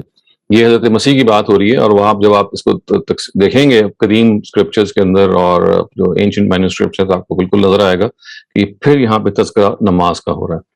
پھر جو مرکز کی جو انجیل ہے مارک جو ہے گاسپل آف مارک، اس کا پہلا چیپٹر آپ دیکھیے کہ اگلے دن صبح سویرے جب ابھی اندھیرا ہی تھا تو عیسیٰ اٹھ کر دعا کرنے کے لیے کسی ویران جگہ چلا گیا. یعنی ایگزیکٹلی وہی جو فجر کا ٹائم ہے صبح سویرے، تو وہ جو ورڈ انگریز ہے اس کو سبسٹیٹیوٹ کر دیا گیا ہے دعا سے. یعنی چونکہ ہم پریئر کو بھی دعا کہہ لیتے ہیں نا، آپ جب کہتے ہیں دعا کریں تو آپ پرے ٹو گاڈ، تو وہ ورڈ ٹرانسلیٹ ہوتے ہوتے اس جگہ پہ آ گیا کہ جیسے آپ دعا مانگ رہے ہیں، حالانکہ وہ ایکچولی پریئر کے لیے لفظ استعمال ہوا ہے. تو یہ خواتین حضرات یہ یعنی چند میں نے آپ کو صرف نمونے بتائے ہیں، ورنہ عربوں کے ہاں یہ پریکٹس تھی. یہ تو میں نے آپ کو کرسچنز اور جوز کا بتایا. مشرکین جو تھے جو حضرت اسماعیل کی اولاد تھے، آپ کو معلوم ہی ہے کہ بنی اسماعیل جن کو ہم کہتے ہیں، ان کے ہاں بھی نماز بالکل ویسے ہی تھی. ان کے ہاں جمعہ جو تھا وہ پڑھا جاتا تھا. اور یہ جو سورہ معون کے اندر آتا ہے کہ ارأیت الذی یکذب بالدین فذلک الذی یدعو الیتیم ولا یحض علی طعام المسکین، پھر جاتا ہے نا فویل للمصلین، تباہی ہے ان حرم کے پروہت نمازیوں کو. تو یہ حرم کے پروہتوں کا ذکر ہے کہ یہ جو متولی تھے قریش کے وہ نماز پڑھتے تھے لیکن نماز کے اندر دکھاوا تھا. اور اسی طرح سے قرآن مجید ایک اور موقع پہ یہ کہتا ہے کہ ما کان صلاتهم عند البیت الا مکاء وتصدیہ، کہ انہوں نے نماز کے اندر سیٹی بجانا اور تالی بجانا جو ہے اس کو نماز جو بنا دیا تھا. اور یہ جو صلاۃ البیت ہے یہ اس کو ہم طواف سے تعبیر کرتے ہیں. تو ان کے ہاں جو طواف تھا وہ یہ چیز بن کے رہ گیا تھا کہ وہ سیٹی ہوتی تھی اور اس کے اندر جو تالی بجاتے تھے. تو یہ وہ ڈسٹورشنز ہیں جو انہوں نے پیدا کر دی, ورنہ عرب جو تھے وہ بھی اس سے اچھی طرح سے واقف تھے. چنانچہ جو اقوام بعیدہ ہیں جن کو آپ ذکر قرآن میں پڑھتے ہیں, عاد ہیں, سمود ہیں, قوم شعیب ہیں, وہاں ان سب کے یہاں نماز کا ذکر آتا ہے. حضرت شعیب کے بارے میں تو یہ الفاظ آئے ہیں نا قرآن مجید میں کہ کیا تمہاری نماز روکتی ہے کہ تم ہمارے معبودوں کے پاس آؤ. تو اس سے آپ اندازہ لگا لیں کہ نماز ایک ایسی چیز ہے کہ جو روز اول سے پہلے نبی اور پیغمبر سے رہی ہے. اور ابو داؤد میں ایک روایت ہے جس سے بالکل صاف معلوم ہوتا ہے کہ حضرت جبریل نے جب نماز کو پڑھنا سکھایا نبی صلی اللہ علیہ وسلم کو, اور پھر یہ کہا کہ دیکھیے یہ انہوں نے اول وقت بھی نماز پڑھائی اور پھر جو آخری وقت ہے اس پہ نماز پڑھائی, اور یہ کہا کہ ان دونوں وقتوں میں آپ پانچوں نمازیں پڑھ سکتے ہیں. اور یہ بھی کہا کہ دیکھیں یہی وہ 5 وقت ہیں جو آپ سے پہلے انبیاء جن پہ نماز پڑھتے رہے ہیں. تو آپ اس سے یہ بھی اندازہ لگائیے کہ نہ صرف یہ کہ یہ نماز کی پریکٹس موجود تھی, بلکہ یہی 5 نمازیں تھیں جو کہ پچھلے انبیاء ان کو ادا کرتے رہے. میں نے آپ کو بھی بتایا کہ ابراہیم کیچ کی جو کتاب ہے جوڈائزم ان اسلام, اس میں انہوں نے اعتراف کیا کہ ہمارے ہاں بھی 5 نمازیں ہیں, اور ہم نے ان کو 5 میں 3 کر دیا, اور جو صبح کی دعا تھی اس کو شیما کہتے ہیں, اس کو کمبائن کر کے جو شکل اختیار کی وہ کم و بیش وہی ہے جو ہمارے اہل تشیع کے ہاں ہو گئی کہ ان کے ہاں بھی 5 نمازوں کا تصور موجود ہے, لیکن اس کو انہوں نے کمبائن کر کے 3 میں تقسیم کر دیا. تو اس سے یہ اندازہ ہوتا ہے کہ یہ ایک ایسی عبادت ہے اور ایسی بیسک عبادت ہے کہ جو ہمیشہ سے موجود رہی ہے, اور اس کی حیثیت خواتین حضرات جیسے عقائد میں توحید کی حیثیت ہے, یعنی بالکل بیسک حیثیت ہے. اللہ تعالیٰ کو ایک ماننا یہ ایک بالکل بنیادی عقیدہ ہے, یعنی بلیف آپ کی جو فورموسٹ بلیف ہے دیٹ از توحید. تو اسی طرح سے جو فورموسٹ پریکٹس ہے جس سے آپ کی ایمان کا اظہار ہوتا ہے وہ نماز ہے. سو نماز ایک ایسی چیز ہے کہ جس کے بارے میں ہمیں بہت متنبع رہنا ہے.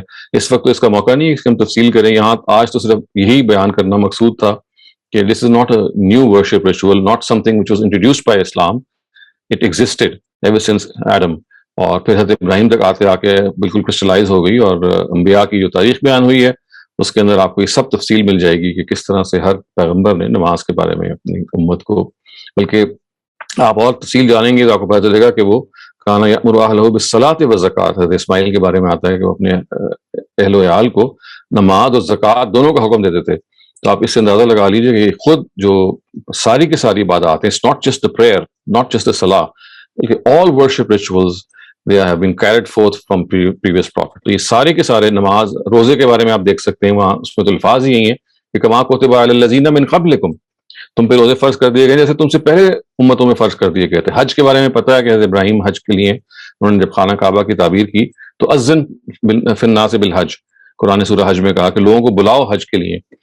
تو یہی معاملہ آپ کو باقی عبادات کا نظر آئے گا, آپ کو قربانی کا یہ معاملہ نظر آئے گا, آپ کو نماز, روزہ, حج, زکوٰۃ, یہ ساری جو ہیں pillars they are already in place. صرف ان کے اندر کچھ بدعتیں پیدا ہو گئی تھیں, کچھ ڈسٹورشنز پیدا ہو گئی تھیں, جس کی وجہ سے پھر قرآن مجید نے بعض کریکشنز کی ہیں, حج کے میں کریکشنز کی ہیں بعض اور جگہوں پہ, اور ان کو پھر ریسیٹ کیا ہے تاکہ وہ ریوائیو ہو جائیں.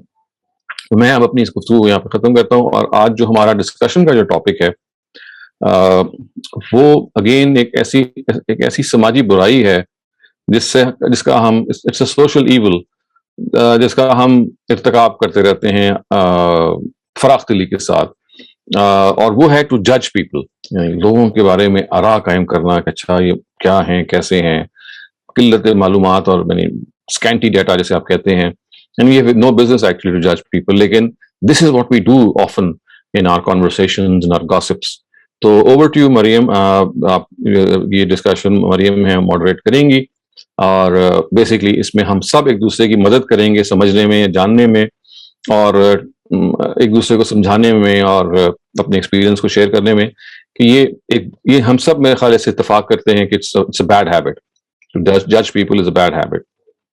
So how can we overcome this bad habit? So over to you, Mariam. Thank you very much, Dr. Slim. Ghazal, please go ahead. Your first raised hand. السلام علیکم ڈاکٹر شہزاد.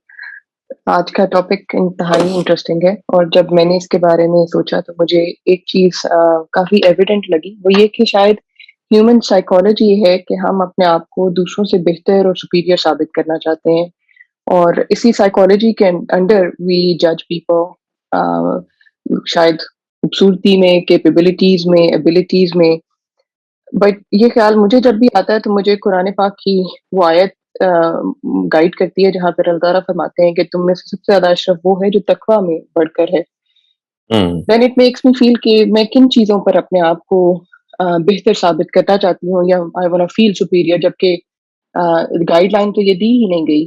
سو دس از تقویٰ جس میں شاید مجھے آگے بڑھنا چاہیے، جس میں ایکسل کرنا چاہیے. And then how can I gauge تقویٰ؟ اگر میں کہوں کہ میں تقویٰ میں بہتر ہوں، how can I gauge it? وہ تو اللہ تعالیٰ بہتر جانتے ہیں، اور میں بھی کوئی دوسرا مجھ سے تقویٰ میں بہتر ہے. تو یہ فیلنگ پھر مجھے گراؤنڈ کر دیتی ہے that no I can not think like that. ایک اور چیز جو ہمیشہ خیال میں رہتی ہے کہ اگر کسی چیز پہ میں اپنے آپ کو سپیریئر فیل کرنا چاہ رہی ہوں، یا لوگوں کو میں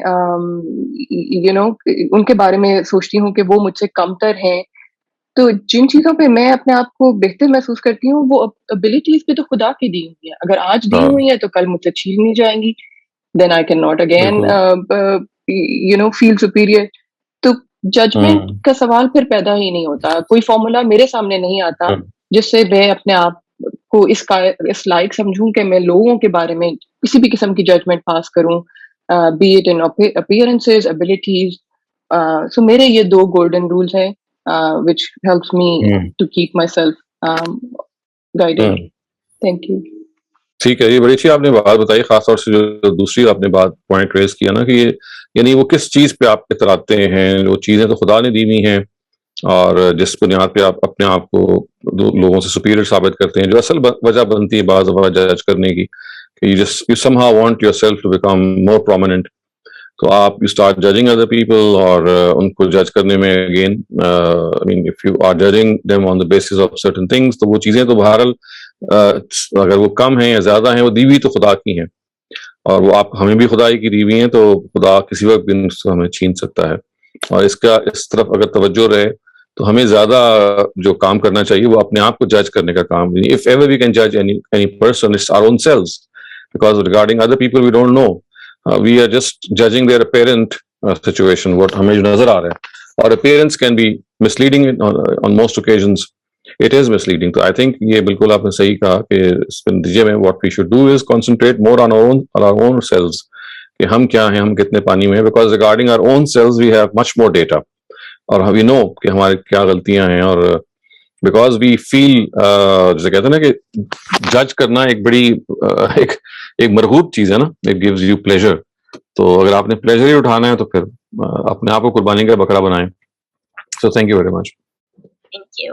Our next raised hand is Rafia Khwaja. Please go ahead.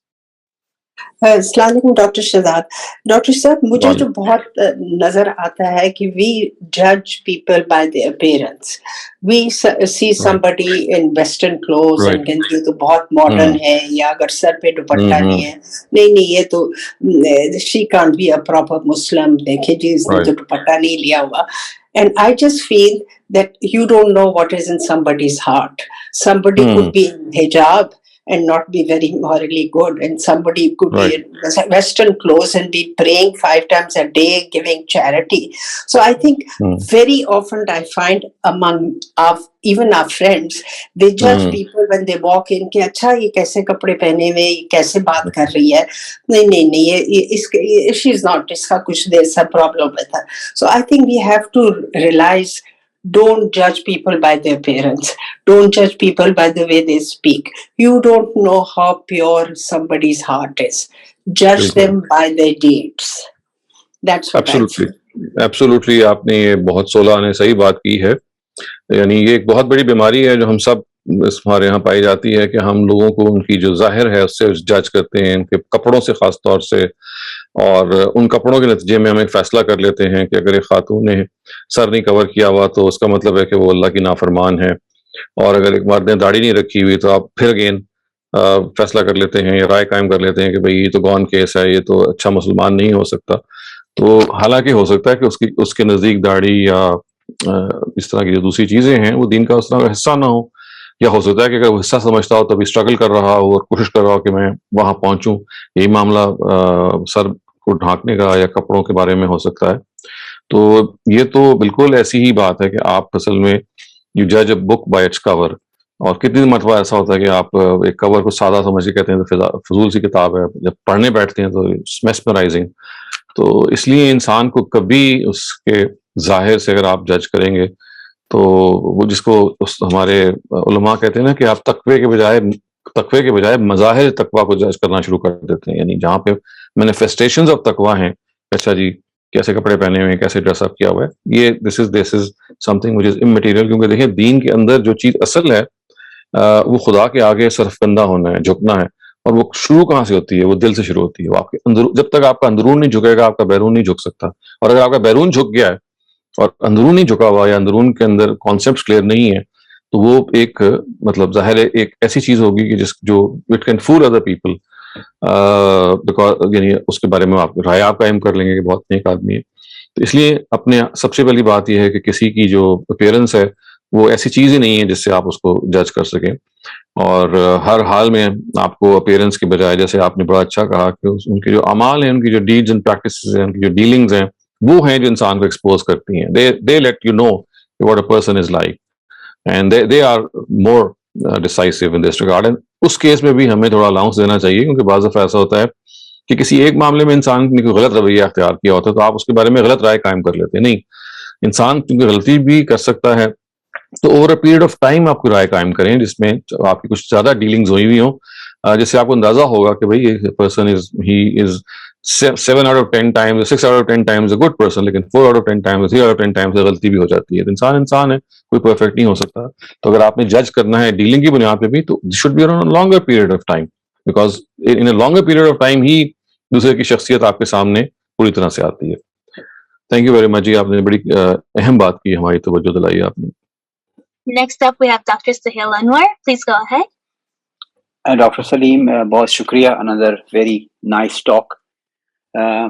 اس کے بارے میں جو ہے میں وہی کہوں گا کہ جیسے میں نے پہلے لاسٹ سیٹرڈے بھی جو ہم نے کانسیپٹ کو ڈیولپ کیا تھا کہ اس طرح کے کانسیپٹس، ایبسٹریکٹ کانسیپٹس کو اگر بریک ڈاؤن کرنا چاہیں تو it's probably best to break them down to the most simple basic instincts. اگر ججمنٹ کو بریک ڈاؤن کیا جائے تو اس کے جو پیچھے جو موسٹ سمپل بیسک انسٹنکٹ ہے وہ ہے ایروگنس.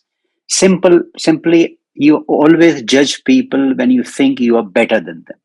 آپ کے اندر اگر اکڑ ہے، گھمنڈ ہے اور غرور ہے تو آپ لوگوں کو جج کرتے ہیں. ہو سکتا ہے آپ کو یہ بات سمجھ میں نہ آ رہی ہو، you just thinking I'm just involved in a little bit of gossip، میں لوگوں پہ کامنٹ دے رہا ہوں. لیکن اس کا جو most simple basic animal instinct ہے وہ یہ ہے کہ آپ سمپلی سب کانشیسلی اپنے آپ کو اس دوسرے شخص سے بہتر سمجھ رہے ہیں. فلاں کالا ہے، فلاں لمبا ہے، فلاں موٹا ہے، فلاں کرسچن ہے، فلاں وہابی ہے، فلاں قادیانی ہے، فلاں جو ہے وہ کیا کہتے ہیں اس نے ایسے کپڑے پہنے ہوئے ہیں، فلاں جو ہے وہ اپنے آپ کو کیا بڑی چیز سمجھ رہا ہے. It's always boils down to arrogance and غرور. تو آئی تھنک یا میں اپنے ساتھ یہ کرنے کی کوشش کرتا ہوں every time I find myself judging, اور we are all doing it all the time, whether we are sitting at home watching TV or whether we are driving the car, we are judging other drivers, or whether we are at our workplaces judging other colleagues. So میں اپنے آپ سے پوچھتا ہوں کہ why do I think myself complaining about the other person? Do I seriously think that I'm better than him or her? تو میرا خیال میں ایک تو یہ بندے کو فوراً that will halt you in your tracks کہ immediately جب بھی every time you have a thought like that in your head or you find yourself being involved in a gossip، اپنے آپ سے پوچھیں کیا میرے اندر اکڑ ہے اور تکبر ہے. And if you believe in God، آپ اگر اللہ کو ماننے والے ہیں تو then you should remind yourself کہ اللہ کو یہ بات پسند نہیں. تو I think that is one thing. دوسرا ایک ججمنٹ سوسائٹل لیول پہ بھی ہوتی ہے، اور ایک سوسائٹی آپ کی کیسی آپ کے ارد گرد گیئر ہوتی ہے کہ they teach you judgment. اور یہ I say it because ہماری سوسائٹی اس کی پرائم ایگزامپل ہے. جب سوسائٹی کے اندر انیکویلٹی ہوتی ہے اور ویریس اسٹارٹ اپ بنے ہوئے ہوتے ہیں تو then it gets into your brain to start judging people. مثال کے طور پہ ہماری سوسائٹی میں بے انتہا اسٹارٹ ہیں، امیر غریب کا، پڑھے لکھے جاہل کا، شیعہ سنی کا، کالے گورے کا، پنجابی مہاجر کا، آئی ڈونٹ نو یونیورسٹی گوئر میں جو گیا ہے یا جو اچھی یونیورسٹی میں جاتا ہے پرائیویٹ میں، مطلب دیر آر، اور جو نہیں پرائیویٹ میں جاتا، there are thousands of different levels of discrimination. اور اب ایسی سوسائٹی میں جو لوگ پروان چڑھتے ہیں جیسے ہم لوگ ہیں تو then it becomes our second nature to جج ایوری ون. ہم اپنے پیرنٹس کو بھی یہی دیکھ رہے ہوتے ہیں، ہم اپنے بہن بھائی کو، چاچے مامے، we are all judging someone at some level because there are so many different starters. وہ سوسائٹیز جن کے اندر ایک جنرل اکویلٹی ہوتی ہے، کسی سوسائٹی میں بھی 100% اکویلٹی نہیں ہوتی، وہاں پر لوگ دوسرے لوگوں کو کم جج کرتے ہیں because they see them as their equal. and it becomes easy then not to judge people.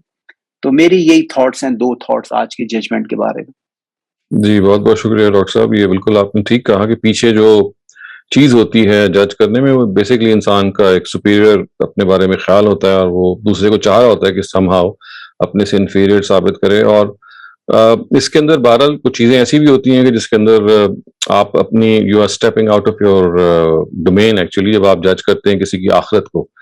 یعنی یہ بھی اسی میں چیز ہے کہ آپ you are deciding the fate of people on the basis of your own knowledge. تو یہ ڈومین خدا کی ہے, یعنی ڈومین ہماری ہے ہی نہیں.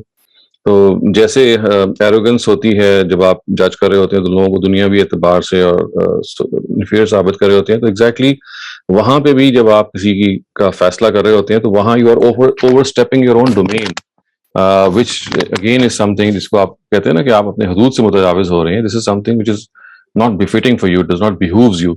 اور وہاں پہ بھی کوئی نہ ایک جگہ پہ بعض جگہ پہ اگنورینس آ جاتی ہے, بعض جگہ پہ ایروگنس بھی آ جاتی ہے, بعض جگہ پہ انڈیفرنس آ جاتا ہے کہ who are you to judge a person regarding his fate when you don't have enough data. آپ کو نہیں پتا اندر سے کیا ہے اس کی جو حیثیت اور اس کی شخصیت خدا کے آگے کیا ہے.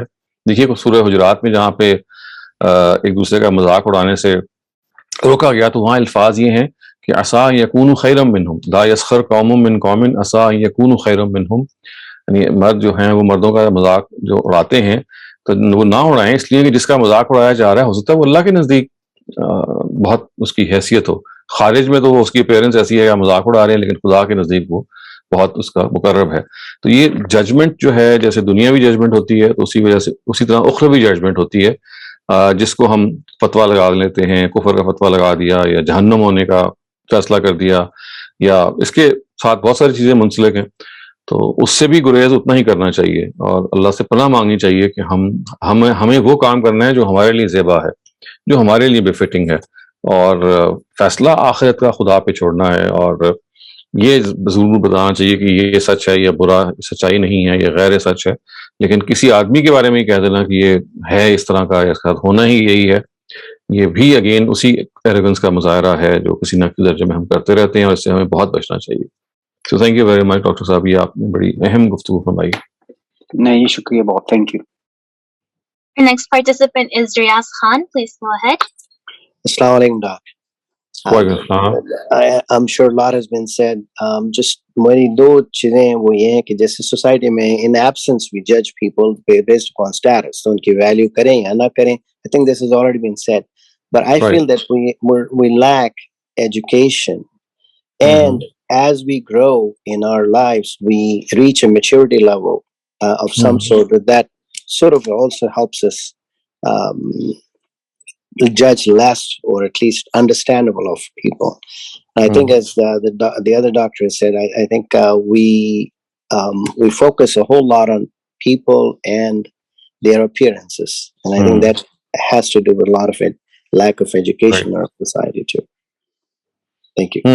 And of course lack of education also, and lack of appreciation of the fact that I mean how can we be in a position to judge any person when we don't have sufficient data? Because see, a lot of things are they are in a person's heart.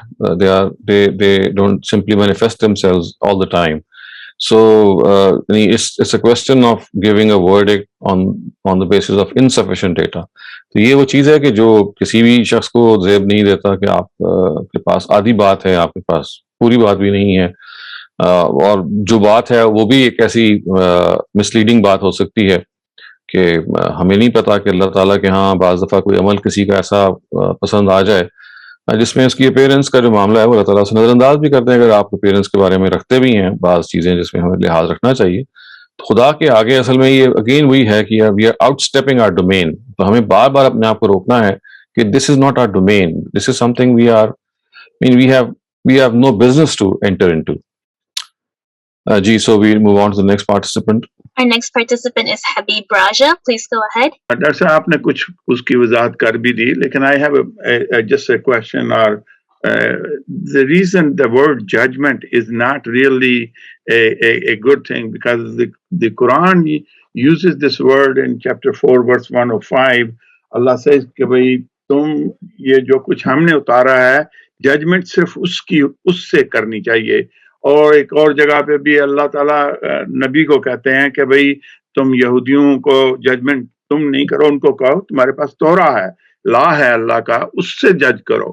تو judgment جو ہے belongs to Allah. The only reason that what we can do, which Quran calls it chapter 2 verse 160, اس میں اللہ کہتے ہیں کہ بھئی تم لوگوں کی اصلاح کرو. اس کا لفظ جو ہے وہ ججمنٹ کا نہیں ہے، بلکہ وہ اللہ کہتا ہے جو لوگ توبہ کر لیتے ہیں اس کے بعد جو ہے ان کے درمیان اصلاح کرو ان کی. تو اصلاح کا لفظ جو ہے وہ ہمارے لیے زیادہ مناسب ہے بجائے اس کے کہ ہم ججمنٹ کریں، کیونکہ judgement belongs to Allah only. اللہ نے نبی کو منع کر دیا کہ this is not your job, you do exactly what I tell you, and judgment has to be by the حکم of Allah subhanahu wa ta'ala. Allah knows best. جی آپ نے بالکل ٹھیک فرمایا کہ اصل میں جو انسانی کام واقعی وہ یہی ہے کہ آپ اصل میں آپ کے اندر دل سوزی اور درد بندی ہو. آپ جب جج کر رہے ہوتے ہیں تو دوسرے کو آپ اصل میں فیصلہ کر کے ڈسکارڈ کر رہے ہوتے ہیں، اور یہ کام واقعی خدا ہی کر سکتا ہے، یا وہ ڈسکارڈ کرے گا یا ایکسیپٹ کرے گا. لیکن ہمارا کام تو اصل میں یہ ہے کہ ہم ہمارے اندر وہ کمپیشن ہو، ہمارے اندر یہ سنسیریٹی ہو کہ ہم اگر کوئی آدمی سے غلطی ہو بھی رہی ہے، اپیرنٹلی ہمیں نظر آ رہا ہے کہ تھنگز آر ناٹ رائٹ کسی وجہ سے، تو instead of passing a verdict اور instead of giving some decision, آپ دل سوزی کے ساتھ اگر آپ کو کچھ فالٹ کہیں نظر بھی آ رہا ہے تو محبت کے ساتھ اس کو توجہ دلائیں. این ممکن ہے آپ قریب آئے تو پتہ لگے کہ آپ کی مس انفارمیشن ہے، اور این ممکن ہے آپ کو پتہ لگے کہ ہاں something needs to be set right. تو اس میں سنسیریٹی کا تقاضا یہ ہے کہ انسانیت کا جو پہلو ہے نا انسان ہونے کا، کہ وہ انسان ہے، آپ بھی انسان ہیں، تو آپ اس کے خیر خواہ ہوں. اس لیے دیکھیں نبی صلی اللہ علیہ وسلم نے یہ بڑی خوبصورت بات فرمائی ہے کہ الدین النصیحہ، عربی زبان میں نصیحت کہتے ہیں خیر خواہی کو. تو دین اصل میں خیر خواہی کا نام ہے، اور خیر خواہی دل سے خیر خواہی، خیر خواہی دشمنوں سے بھی خیر خواہی، خیر خواہی جانوروں سے بھی خیر خواہی. یعنی آپ یہ اتنی بڑی اس کے اندر ایک اس کا جو اسکوپ ہے اتنا زیادہ واسٹ ہے کہ اگر آپ کے اندر یہ خیر خواہی ہے تو آپ کو اصل میں جب آپ دیکھتے ہیں کہ کوئی شخص برائی کر رہا ہے تو ایک تو یہ نا کہ آپ نفرت کریں یا اس کو آپ ڈسکارڈ کر دیں، نہیں، وہاں آپ کو اصل میں اور قریب آنے کی کوشش کرنا ہے. جس طرح سے وہ ہمیں اکثر آپ کو بتاتا ہوں نا کہ جب جیزس جو تھے ان کے بارے میں جو وہاں کے پروہت تھے وہ یہی بات کرتے تھے. تو ایک مرتبہ جب انہوں نے یہ دیکھا کہ وہ گناہ گاروں کے پاس بیٹھے ہوئے ہیں تو انہوں نے مذاق اڑایا، تو انہوں نے پھر وہ شاندار الفاظ کہے کہ I have come not to the righteous but to the sinners. Righteous جو ہیں وہ نیک تو پہلے ہی نیک ہے، مجھے ان کے پاس کیا، تو میں تو آیا ہی گناہ گاروں کے پاس ہوں. تو ہمیں جو اس سے دعوت ملتی ہے یا پیغام ملتا ہے وہ یہ ہے کہ آپ زندگی میں کسی کو ڈسکارڈ نہ کریں، کسی سے آئسولیٹ نہ ہو. اگر آپ کسی کو برائی میں دیکھتے ہیں تو اس کے لیے آپ برے آدمی مطلب برائی سے نفرت کریں، برے آدمی سے نفرت نہ کریں، کیونکہ برا آدمی تو ہمدردی کا مستحق ہے. وہ تو آپ کو دعوت دے رہا ہے کہ مجھے آؤ، میرے قریب آؤ، میرے اندر غلطی ہے تو اپنا ایفرٹ لگاؤ. ہمیں تو یہاں کھڑے ہونا چاہیے کہ ہم، جیسے آپ نے بڑی خوبی سے کہا کہ اصل چیز اصلاح ہے، اصل چیز اس آدمی کو سیٹ رائٹ کرنا ہے، نہ کہ ٹو جسٹ آسٹرسائز ہم اور کٹ ہم آف. بہت شکریہ. And next up we have Adil Qureshi. Please go ahead. جی السلام علیکم ڈاکٹر صاحب. وعلیکم السلام. دو ڈفرینٹ سوال ہیں میرے، لیکن پہلے یہ جو لاسٹ کوشچن کا تھا اسی کے تھوڑا اگر پوائنٹ کو آگے بڑھائیں. سو اس میں کچھ چیز تھوڑی سی نوانسڈ مجھے محسوس ہوتی ہے کہ آپ اگر کسی شخص کو اپنے جو فریم ورک ہے اس کے مطابق سوچ بھی رہے ہیں کہ وہ غلط راہ پہ چل رہا ہے یا غلطی کر رہا ہے، اور آپ اس کو اس کی اصلاح کرنے کی کوشش بھی کریں، اور اگر آپ کا رویہ ایسا ہو جو اس کے ساتھ ایک مناسب رویہ ہے اور اس کو اصلاح پہ لانے کی کوشش ہے، لیکن وہ شخص تو پھر بھی یہ سمجھے گا نا کہ تم نے مجھے جج کر لیا ہے، تم نے جج کر لیا ہے کہ تم صحیح ہو اور میں غلط ہوں، اور اب تم مجھے اس راستے پہ لانے کی کوشش کر رہے ہو، انسینٹیوائز کر رہے ہو. So at the end of the day judgement کا پہلو تو اس میں بھی شامل ہے. تو making an opinion and actually judgement, good اور بیڈ ایگزامپل اس میں پھر کون سی ہیں؟ نہیں، وہ دیکھیں اس میں بڑا فرق ہے. ایک میں ججمنٹ کر رہے ہوتے ہیں آپ اپنے طریقے پہ and you are not communicating it to that person, اور یہ this is like a gossip that you do in his absence mostly.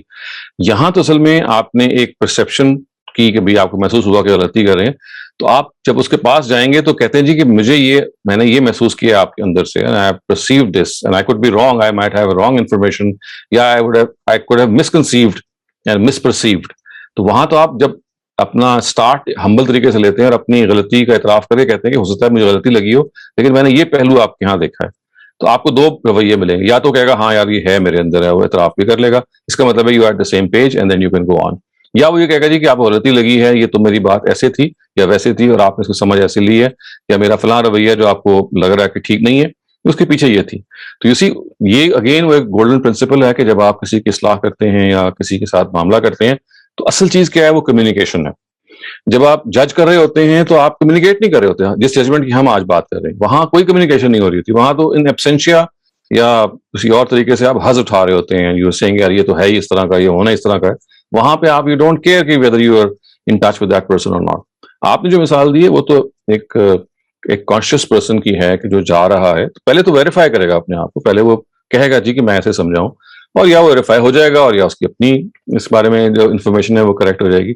اس لیے یہاں آپ اس کاشس جگہ پہ کھڑے ہوئے ہیں کہ جہاں ابھی کچھ کہنے سے پہلے آپ کرابوریشن چاہ رہے ہوتے ہیں دوسرے کی. تو آئی تھنک یہی فطری طریقہ بھی ہے اس میں.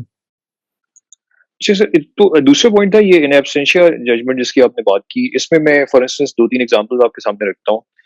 اس میں مجھے بتائیے گا کہ are these valid healthy examples of judgement so to speak یا نہیں, یہ بھی درست نہیں ہے. مثال کے طور پہ پروفیشنلی ہمیں اب کسی کو ایویلویٹ کرنا ہے کہ یار is this person a better person for the job or not. Obviously you have 5 or 10 candidates, you need to only pick one, so you have to make some kind of a judgment to figure out کہ which of these 10 is the better candidate, اور جو better نہیں ہے ان کو بتایا جائے کہ یار آپ یہ خامی ہے. دوسرا ایگزامپل ہے کہ آپ سے کوئی شادی کے رشتے کے لیے اوپینین مانگا جاتا ہے کہ جی یہ ایک بندہ ہے, اس بندے کے بارے میں بتاؤ کہ تمہارا کیا خیال ہے, یہ بندہ میری بیٹی کے لیے یا میرے بیٹے کے لیے یہ سوٹیبل لائف پارٹنر ہے یا نہیں ہے. So obviously you cannot say کہ جی میں کچھ نہیں کہہ سکتا, آپ I cannot judge a person, you have to give your opinion کہ جی میرے خیال سے یہ اس میں اچھائی ہے یا یہ برائی ہے, and you know these are the things. And lastly professionally اگر مجھے کسی کے ساتھ بزنس کرنا ہے اور 2 یا 3 لوگ ہیں جس میں سے ایک کو میں زیادہ ایماندار سمجھتا ہوں اور باقی 2 کو میں بے ایمان سمجھتا ہوں, تو I have to make a judgment کہ یار یہ 2 بے ایمان لوگ ہیں اور یہ ایماندار ہے, تو میں اس کے ساتھ کانٹریکٹ کرتا ہوں. بالکل. تو دیکھیں یہ جو بالکل آپ نے ٹھیک کہا کہ یہ وہ ججمنٹ نہیں ہے, یہ تو ایکسیپشنل کیسز ہیں. یعنی یہ بالکل ایسے ہی ہے کہ جیسے ہمارے ہاں ایک بڑی بحث پیدا ہو گئی تھی ایک زمانے میں کہ ہماری جو محدثین ہیں یہ راویوں کی غیبت کرتے ہیں. یہ ہمارے یہاں علمی بحث پیدا ہوگی اس لیے کہ اس میں تو راویوں کو چھان پھٹک کر رہے ہیں. اب دیکھیے نا اس سے سب سے بڑی بات تو یہ ہے جو آج اتنی 3 آپ نے ایگزامپل دی, میں اس سے آپ کو بڑی ایگزامپل دے رہا ہوں کہ راویوں کی جو چھان پھٹک کی جاتی تھی کیونکہ وہ حدیث روایت کرتے تھے. اب اس میں جھوٹے لوگ بھی ہوتے تھے, سچے لوگ بھی ہوتے تھے, روایتیں جھوٹی بھی گھڑ دیتے تھے. تو جو اسماء اور رجال کا جو علم ہے جس کو ہم جو ڈیولپ کیا مسلمانوں نے, اس میں لوگوں نے they went to great lengths to find out کہ وہ آدمی کون تھا, اس کا محافظہ ٹھیک تھا, وہ اپنی ڈیلنگز میں کیسا تھا, وہ ڈس آنیسٹ تو نہیں تھا. تو ایک پورا فن تھا جو کیونکہ اس لیے جاننا تھا کہ بھائی نبی کی بات ٹرانسمٹ ہو رہی ہے, کہ ایسا نہ ہو کہ لوگ مطلب ڈنڈی مار دیں, غلط بات کر دیں. تو یہ ایک پورے کا پورا علم تھا جو ڈیولپ ہوا. تو اس وجہ سے یہ ساری وہ چیزیں ہیں اور جو آپ نے ایگزامپلس دی ہیں کہ جو اس ججمنٹ کے تحت نہیں آتی, جہاں پہ اصل میں آپ لوگوں کو جج کر رہے ہوتے ہیں ایک خاص پلیجر کے لیے, خاص حظ اٹھانے کے لیے اور اپنے آپ کو سپیریئر ثابت کرنے کے لیے. یہاں تو کچھ کانکریٹ مسئلے ہیں, آپ کو اپنی بچی کا رشتہ کرنا ہے تو you have to make a decision کہ بھائی فلاں لڑکا میری بیٹی کے لیے سوٹیبل ہے کہ نہیں ہے, یا فلاں جاب میں سے وچ ون از بیٹر, یا فلاں جو میرا امپلائی ہے یا امپلائر ہے اس کے اندر یہ ایشوز ہیں, یا مجھے فلاں سے پارٹنرشپ کرنی ہے. تو یہ تو اصل میں وہ ریئل ٹائم ایشوز ہو رہے ہوتے ہیں جس کی بنیاد پہ چونکہ آپ نے دنیا میں کوئی اسٹیپس لینے ہوتے ہیں, وہاں آپ کسی کو اپنے آپ کو سپیریئر انفیریئر ثابت نہیں کر رہے ہوتے, وہاں آپ نے اپنی زندگی کو کے جو اہم فیصلے ہیں ان کو کرنے کے لیے آپ کو یہ ڈیٹا چاہیے ہوتا ہے. تو یہ اس کا اطلاق وہاں نہیں ہوتا بالکل ایسے ہی کہ جیسے اگر آپ جیسے میں کہا نا کہ بہت سارے صوفیوں نے یہ الزام لگایا کہ بھائی یہ جو محدثین ہیں یہ تو غیبت کرتے ہیں راویوں کی, یہ کیا بات ہوئی کہ آپ ہر ایک کی چھان پٹک کر رہے ہیں. تو وہاں ان کو یہ بتایا گیا کہ یہ چھان پٹک ہے, پیغمبر کی بات ٹرانسمٹ ہو رہی ہے, تو ہمیں تو دیکھنا ہے, ویریفائی کرنا ہے کہ بات ٹھیک ہے کہ نہیں ہے. تو یہ وہی چیزیں ہیں کہ یہ کامن سینس ایکسیپشنز, اور جو ججمنٹ جس کو ہم زیر بحث لے کے آ رہے ہیں وہ ہے اس کا سفیر ہی اور ہے. یعنی آپ نے جو ایگزامپلس دی ہیں تو یہ کوئی بھی آدمی اسے ڈسپیوٹ نہیں کر سکتا. یعنی یہ اتنی زیادہ اسٹرانگ ایگزامپلز ہیں اور اتنی زیادہ ایکسیپشنز ہیں فرام دا رول کہ یہ اصل میں ججمنٹ کا ورڈ اس پہ اپلائی نہیں کرتا, because this is another sort of judgment, this is another entirely different form of judgment. It is a judgment but not the same judgment that we make regarding people regarding them to be inferior or to discard them or to make fun of them. وہاں اخلاقی طور پہ آپ دوسرے آدمی کو damage کر رہے ہوتے ہیں. یہاں آپ فیصلہ کر رہے ہوتے ہیں اپنے حوالے سے کہ میں نے زندگی میں اگر آگے کرنا ہے تو I would to take certain decisions. تو اس وجہ سے I think the two are very very far apart. اور اس کیس میں انسان کی اپنی جو سویٹ کامن سینس ہے اس کو گائیڈ کرتی ہے کہ بھائی this is not the same thing. Right. So lastly, just one quick point. Criticism اور judgment میں کیا فرق ہے اس کانٹیکس میں؟ نہیں دیکھیں کرٹیسزم تو جیسے لفظ بتا رہا ہے کہ آپ کسی کے پاس جا کے you are would like to make communicate person to that person کہ بھائی فلاں چیزیں جو ہیں I have found to be lacking in you. Again پہلے آپ اس کو ایک فرینڈلی انداز میں پہلے make yourself you prove yourself to be his or her well وشر کہ بھائی میں آپ جو خیر خواہ ہیں اور آپ کو چیزیں پوائنٹ آؤٹ کرنا چاہ رہے ہیں, تو وہاں آپ ان کو وہ چیز پوائنٹ آؤٹ کر رہے ہوتے ہیں. جج جب کرنا ہوتا ہے جس چیز کو ہم ججمنٹ کہہ رہے ہوتے ہیں وہاں تو کمیونیکیشن کا گیپ آ چکا ہوتا ہے, وہاں پہ دیر is know communication between the جج اینڈ دا جج. جسے جج کیا جا رہا ہے جو جج کرنے والا ہے وہ ہی از لیسٹ بادرڈ کہ مجھے کوئی کمیونیکیٹ کرنا ہے. وہ تو دور بیٹھ کے جب میں فتویٰ دے رہا ہوں کہ فلاں آدمی کافر ہے, میں فتویٰ دے رہا ہوں وہ جو خاتون کو دیکھیں وہ جو ٹی وی پہ اپیئر ہو رہی ہے اسے تو حجاب نہیں پہنا ہوا تو یہ تو بس اللہ میاں معاف نہیں کرے گا. تو یہاں you see you are passing a judgement in your mind without having any intention of communicating it to the other person. یہاں وہ ایشو ہی نہیں ہے. یہ ہے جس چیز کو ہمیں محتاط رہنا ہے کہ آپ without any cause without any reason appearance کے بارے میں ایسی ججمنٹ کر رہے ہیں جس کا آپ کی زندگی سے بھی تعلق نہیں ہے. بھائی what has that person to do with you. لیکن اگر آپ کا اس کو زندگی کے ساتھ تعلق بن رہا ہے کسی نہ کسی لحاظ سے, you have to take a decision, جیسے آپ نے ایگزامپلس دی, تو وہاں آپ سب وہ کام کریں گے. اور وہ کام ہیومن لیول پہ ہی کیے جاتے ہیں کہ بھائی جتنا کچھ انسان جان سکتا ہے وہ کریں گے. محدثین نے بھی ایگزیکٹلی یہ کام کیا.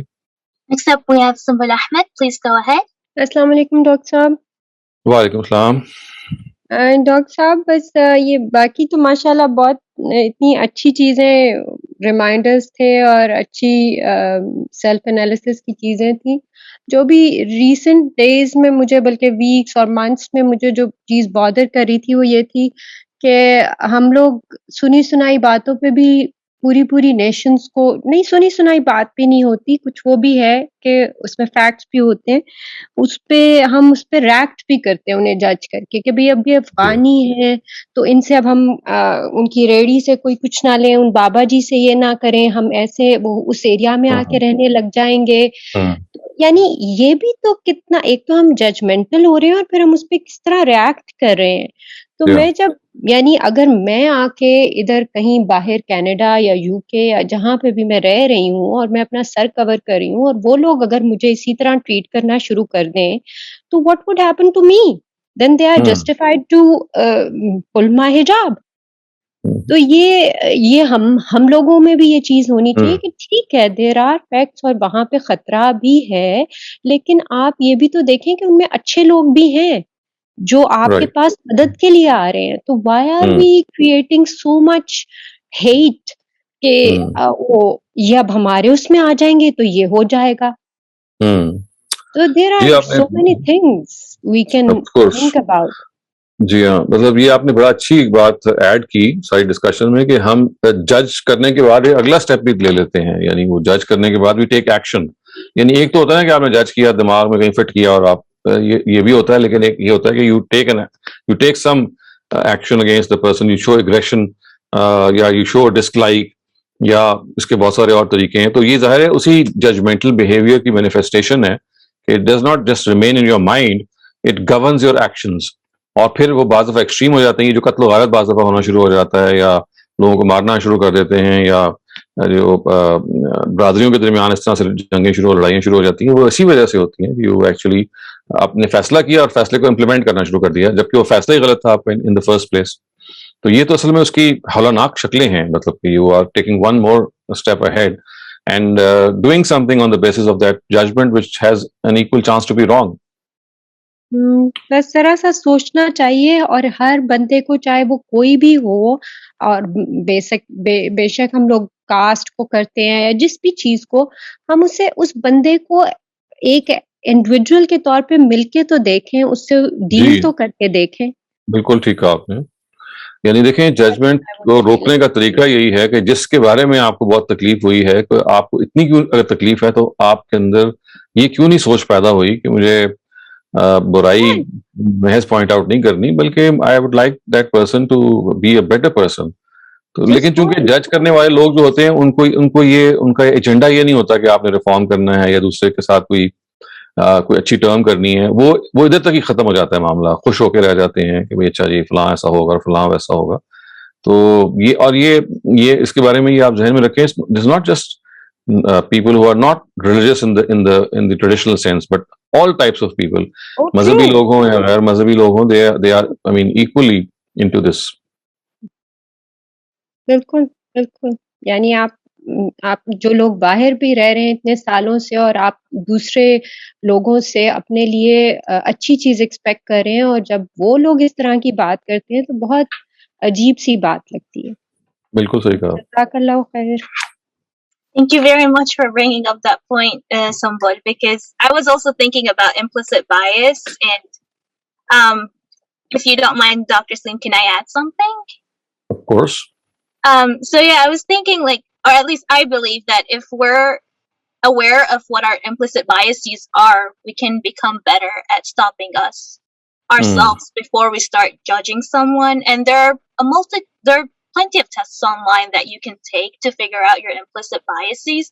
They're not perfect, of course, but they give you some idea about where you might be judging people, or where you might start judging people, and then later on these things can obviously turn into actions. And they're a huge problem, especially here in terms of hospitals and like where people start judging people, right, their patients, and giving them different preferential treatments. Rana Hassan Abbas, please go ahead, and then we'll take Dr. Sahel Anwar, and then we'll move on to the Q&A. السلام علیکم doctor صاحب. وعلیکم السلام. Doctor صاحب بعض دفعہ جج کرنا مجبوری بن جاتی ہے, اس طرح کے جس طرح رشتے وغیرہ کرتے ہیں لوگ, یا باقی بعض ضروریات ایسی ہوتی ہیں کہ اس کے لیے آپ کو اگلے کو جج بھی کرنا پڑتا ہے, اور ساری چیزیں جو ہیں وہ اس کے مطابق تولنی پڑتی ہیں. اس کے بارے میں آپ کا کیا خیال ہے؟ تو میرے خیال ہے آپ نے شاید لیٹ جوائن کیا ہو, ابھی اسی پہ ہی ہم بات کر رہے تھے. یہ وہ جو ججمنٹس ہیں جو جس کا ہم ذکر نہیں کر رہے, یہ تو وہ ایکسیپشنز ہیں کہ جہاں آپ نے پروفیشنلی کوئی رائے قائم کرنی ہے, یا جیسے آپ کو اپنی بیٹی یا بیٹے کا رشتہ کرنا ہے, تو وہاں تو آپ کو پورا رائے قائم کرنے کے لیے جو ڈیٹا آپ کو چاہیے وہ آپ ڈیٹا لیں گے. دیکھیں اس میں ایک مزید آپ اسٹیپ یہ کریں گے کہ وہاں وہ سمرلی ڈسمسل نہیں ہوگا.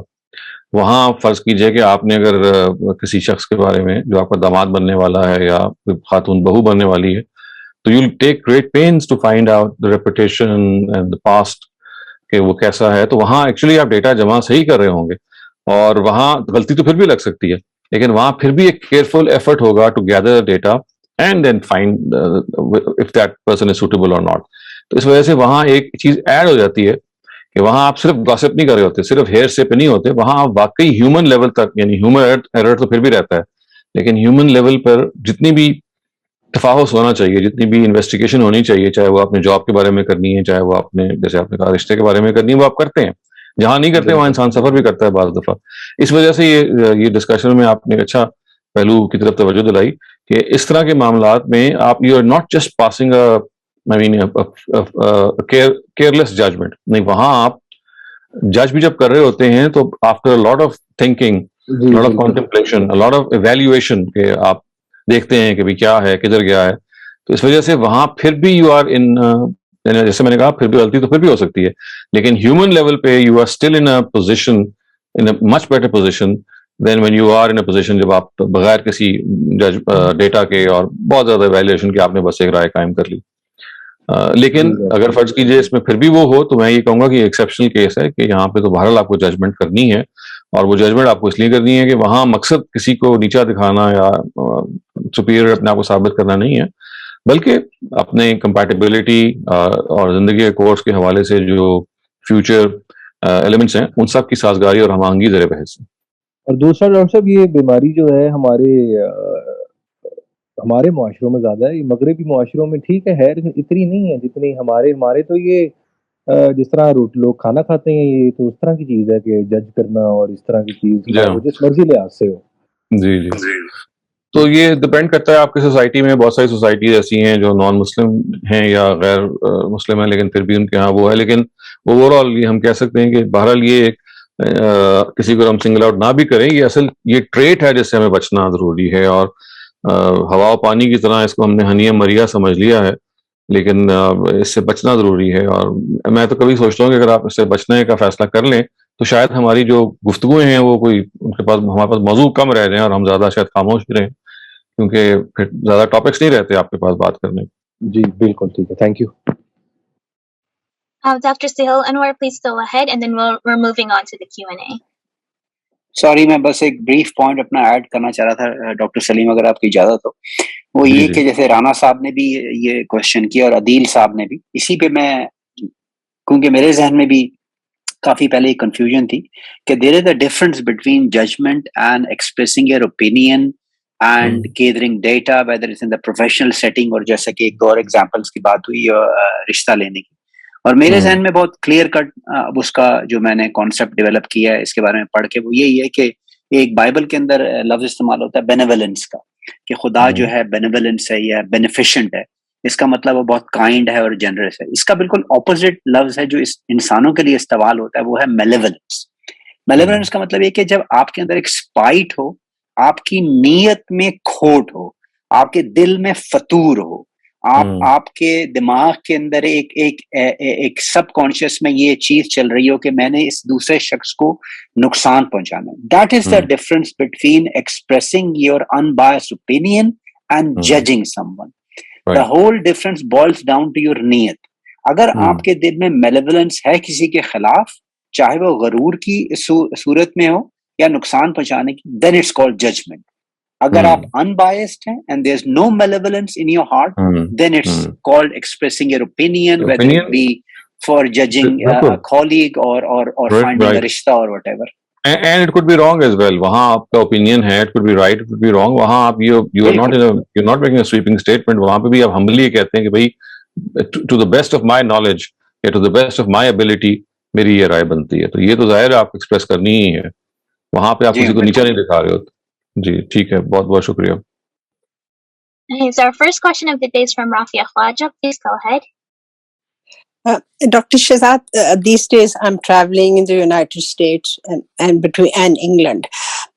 میں نے نوٹس کیا ہے کہ a lot of the churches in UK and USA are collecting donations in cash and kind for the Afghan refugees.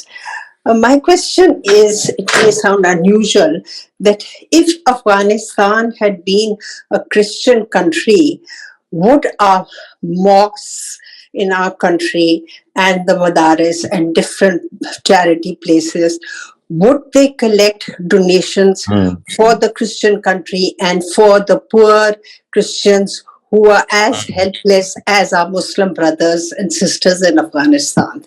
That is my question. ہاں مطلب وہ تو آپ نے میرے خیال ہے آپ کو جواب اس کا پتہ ہی ہے کہ this would never have happened.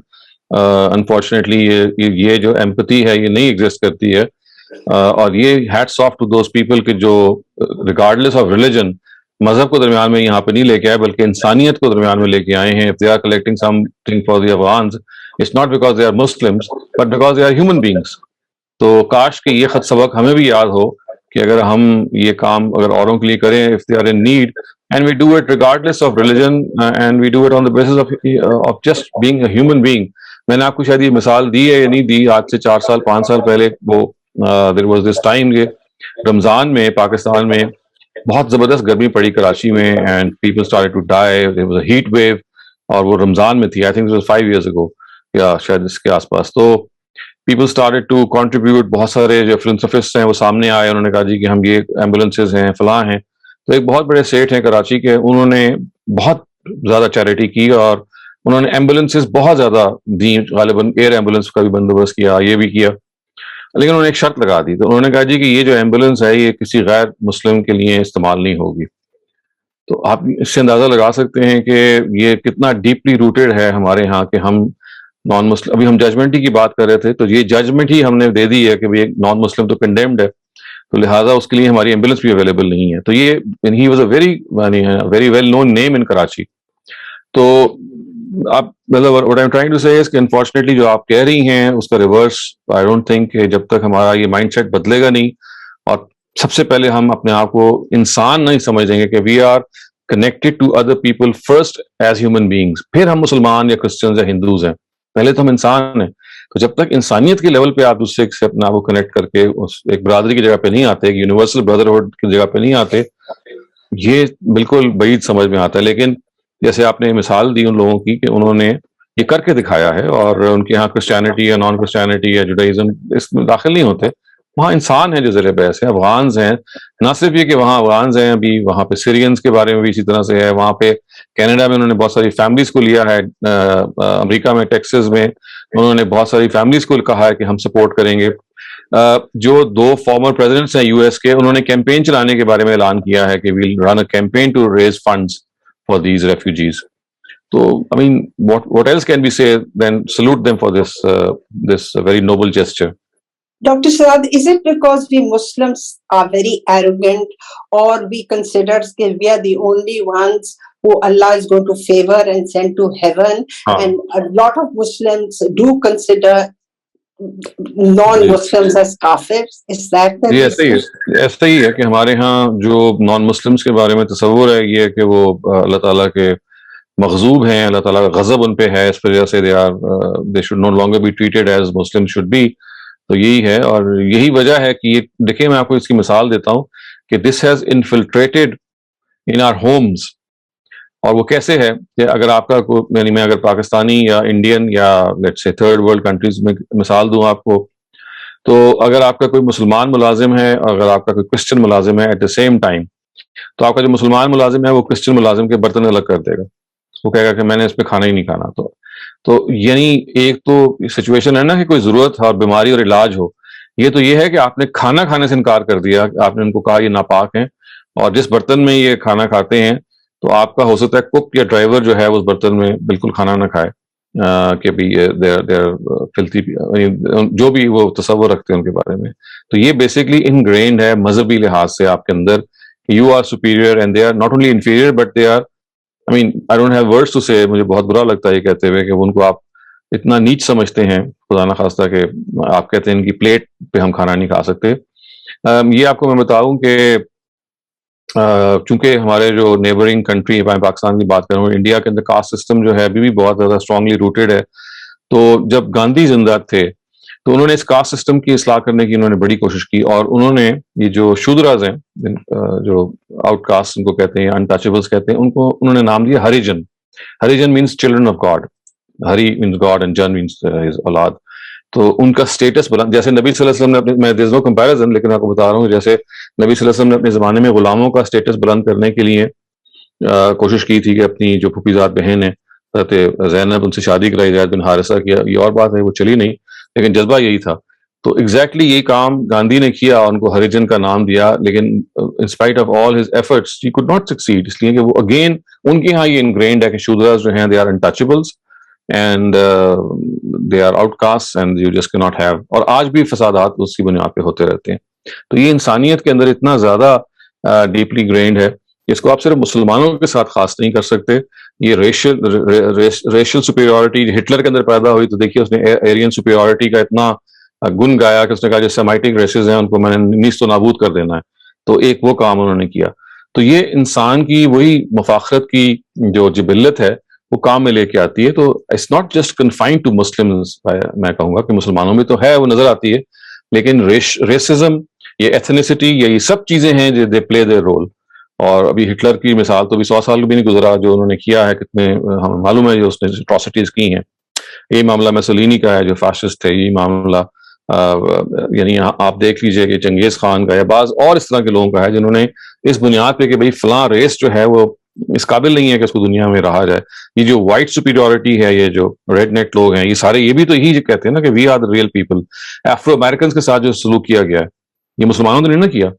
یعنی افرو امریکنز کے ساتھ آج بھی وہ سلوک روا رکھا جاتا ہے کہ وہ فلوئڈ ہیں جنہوں نے وہ کام کیا، اس پولیس مین نے اس کو مار دیا، اور آج بھی وہ جگہ جگہ پہ وہ اگرچہ وہ ٹون ڈاؤن ہوئی ہے. اوباما جو امریکی پریزیڈنٹ تھے، ان کی بایوگرافی میں پڑھ رہا تھا تو انہوں نے یہ مثال دی ہے 1980s کی، وہ شکاگو سے ان کا تعلق تھا. تو وہاں پہ پگمنٹیشن کلینکس تھے، اور پگمنٹیشن کلینکس کیا کرتے تھے کہ جو بہت زیادہ ڈارک سکنڈ لوگ ہیں، بہت زیادہ بلیک ہیں، تو وہ اس کو انجیکٹ کرتے تھے ایک ڈائی، تاکہ وہ آپ کا رنگ جو ہے وہ لیس پروناؤنسڈ بلیک ہو. تو وہ اس نے لکھا ہے اپنی کتاب میں جی کہ وہ اتنا تکلیف دہ پروسیس تھا. لیکن شکاگو کے سبب میں جہاں وہ رہتے تھے وہاں پہ جو کلینکس تھے پگمنٹیشن کلینکس، وہاں پہ بوڑھے لوگوں کی لائن لگی ہوتی تھی، اور کہ بھئی وہ چاہتے تھے کہ ڈائی انجیکٹ ہو، اور somehow their skin tone is اس میں تھوڑی سی کم سیاہی رہے تاکہ they are not classified as blacks وغیرہ وغیرہ. تو یہ تو ابھی حال کی بات ہے, 80s کی بات ہے, اور آج بھی وہی چل رہا ہے. اس وجہ سے اٹس ناٹ جسٹ مسلمس. یہ اسی طرح سے آپ دیکھیے کہ جو نیٹو امریکنس کے ساتھ معاملہ ہوا ہے, ایبوریجنیز کے ساتھ جو معاملہ ہوا ہے, نیٹو امریکنس کو مار مار کے امریکیوں نے جس طرح سے ان کو کیا ہے, مجھے بتانے کی ضرورت نہیں ہے. آئی ایم شیور جو یو ایس ہسٹری سے واقف ہے ان کو پتا ہے کہ کیا ہوا ہے. یہی معاملہ نیوزی لینڈ میں مواریز کے ساتھ ہوا ہے, آسٹریلیا میں ایبوریجنیز کے ساتھ ہوا ہے. تو یہ انسان ہے جو اصل میں جب جانور بن جاتا ہے تو دوسرے کو وہ کچھ سمجھتا نہیں ہے. تو ٹھیک ہے, مسلمان have an equal share, but they are not the only people. I mean, this is a human issue and it has to be treated on a human level. Okay, Dr. Salim, since we're running short on time, I would request the remaining participants to please shorten their questions. Riyaz Khan, please go ahead. Doctor صاحب یہ میرا question ہے مین and women, وہ جو نماز کی جو فرض ہے اور نماز کی جو فضیلت کے بارے میں بات کی تھی. ایک پہلا کوشچن میرا یہ کہ are women allowed to lead the prayers for other women, number 1. Number 2, west میں بھی جو ہے there is lot majority of the مسجدس وی ہیو, ان میں بھی ان کا ویمن کا پارٹیسپیشن جو ہے از ایٹ دا لویسٹ. وہ جو بورڈس ہیں وہ خالی نام کے ہوتے ہیں. تو مجھے یہ لگتا ہے کیونکہ there is in Los Angeles, مین Los Angeles, there is a mosque established by woman. In fact وہ اتفاق سے وہ پوری مطلب ہے کہ she was not very familiar with Islam. That's why that it subsided. But that mosque still exists. And I have a feeling that if this trajectory continues, we might see something of that. I just wanted to know, first the question was that are women allowed this? Second. جی, پہلی بات تو یہ کہ women can lead prayers of men as well as women. تو اس میں کوئی شریعت میں ممانعت نہیں ہے, صرف ہماری ایک کلچرل پریکٹس کی رہی ہے کہ generally women generally don't lead men. It's more of a cultural and a social practice. اس میں آپ norms آپ جو بھی طے کر دیں, لیکن it's not کہ شریعہ نے کوئی اس میں کوئی چیز روکی ہے. Women leading women, so there's not an issue at all. Lekin women leading even men is not prohibited by the Sharia. It's just a customary practice. اس میں ہوتا ہے نا, کچھ چیزیں آپ کے سوسائٹی کا نارم بن جاتی ہیں, کلچر بن جاتی ہیں. They become a sort of a tradition جو کہ جس کو لوگ they don't feel like overruling that. لیکن اگر کسی وقت ایسا ہو جائے تو we cannot say that this is against Islam. تو اس وجہ سے اگر کوئی خواتین کا اس طرح کا معاملہ ہوتا ہے تو I think we should encourage them. اور کم سے کم اگر یہ نہیں بھی ہوتا تو جو آپ نے دوسری بات کہی ہے کہ ان کی ریپرزینٹیشن ان ماسک کمیٹیز ان سیئنگ پریئرز, اگر وہاں پہ بھی چلیں, الگ چیمبر میں ان کو مل جاتا ہے, تو کم سے کم اس کا تو اہتمام کرنا چاہیے. Because you see at the end of the day اصل چیز تو ہے مسجد سے تعلق قائم کرنا. تو وہ مسجد سے تعلق قائم تبھی ہوگا نا کہ if there is some room for them to participate in mosque activities. میں یو ایس کی بہت ساری جگہوں میں نے دیکھا ہے کہ وہاں پہ there are women who are able to participate. So every now and then جہاں پہ آپ کو نظر آئے گا کہ جہاں پہ نہیں ہے وہاں لا محالہ یہ ہوگا کہ وہاں کا امام یا تو پاکستان کا ہوگا یا انڈیا کا ہوگا یا یہاں سے وہاں گئے ہوں گے جن کے ہاں یہ ریزسٹنس ہے. لیکن جو امامز ایجپٹ سے آتے ہیں یا بعض اور سعودی امامز بھی اس کے ہاں ان کے ہاں بھی تھوڑی سی اس طرح کی روک پائی جاتی ہے. لیکن ایجپشین امامز جہاں پہ آتے ہیں یا بعض اور نارتھ افریقن کنٹری سے آتے ہیں وہاں پہ یا موراکو سے جیسے آتے ہیں تو you will find them much more accommodating to women. تو چونکہ سب کانٹیننٹل کے لوگوں کا مائنڈ سیٹ یہ ہے کہ ان کو وہ حدیث ان کے ذہن میں ہے کہ بھئی خاتون کو اندر سے اندر کمرے میں نماز پڑھنی چاہیے. اس کا مطلب یہی ہے کہ مسجد کے بجائے گھر کی نماز ان کے لیے افضل ہے.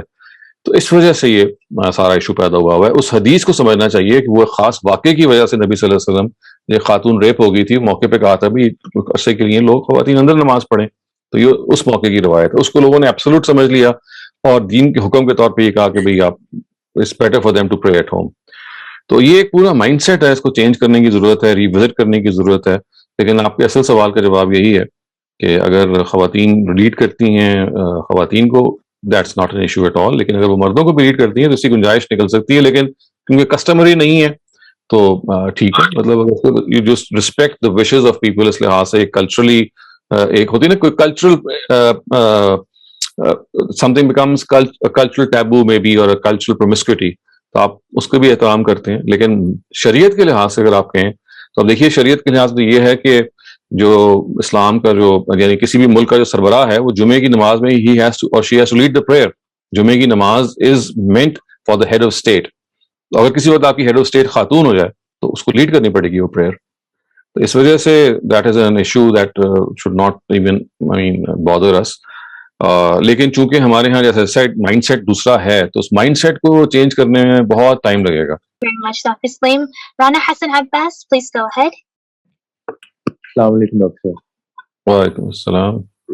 ڈاکٹر صاحب یہ ابھی آپ پچھلے کوشچن میں بات کر رہے تھے کلچر کی, تو میں نے یہ پوچھنا تھا جس طرح ہمارے پاکستان میں, انڈیا میں, بنگلہ دیش میں بھی ان ایریاز میں اسلام ابھی ریسنٹلی 200-300 سال کہنے آپ یا اس سے بھی پہلے آیا ہے, لیکن ابھی جس طرح مغرب میں کرسچینٹی اور جس طرح یہ آئی ہیں اور جس طرح انہوں نے اپنی جو ایتھیکل ویلیوز انفیوز کی ہیں سوسائٹی کے اندر, اس طرح اگر آپ ہمارے ہاں دیکھیں تو وہ بالکل جو ایتھکس ہیں, جو مذہب کی جو جس طرح پیور بیسکس ہیں, جو فاؤنڈیشن ہے, وہ نظر نہیں آتی, لیکن جو اوپر اس کے قانون ہیں, جو بھی آپ نے شریعت کی بات کی, وہ نظر آتی ہے.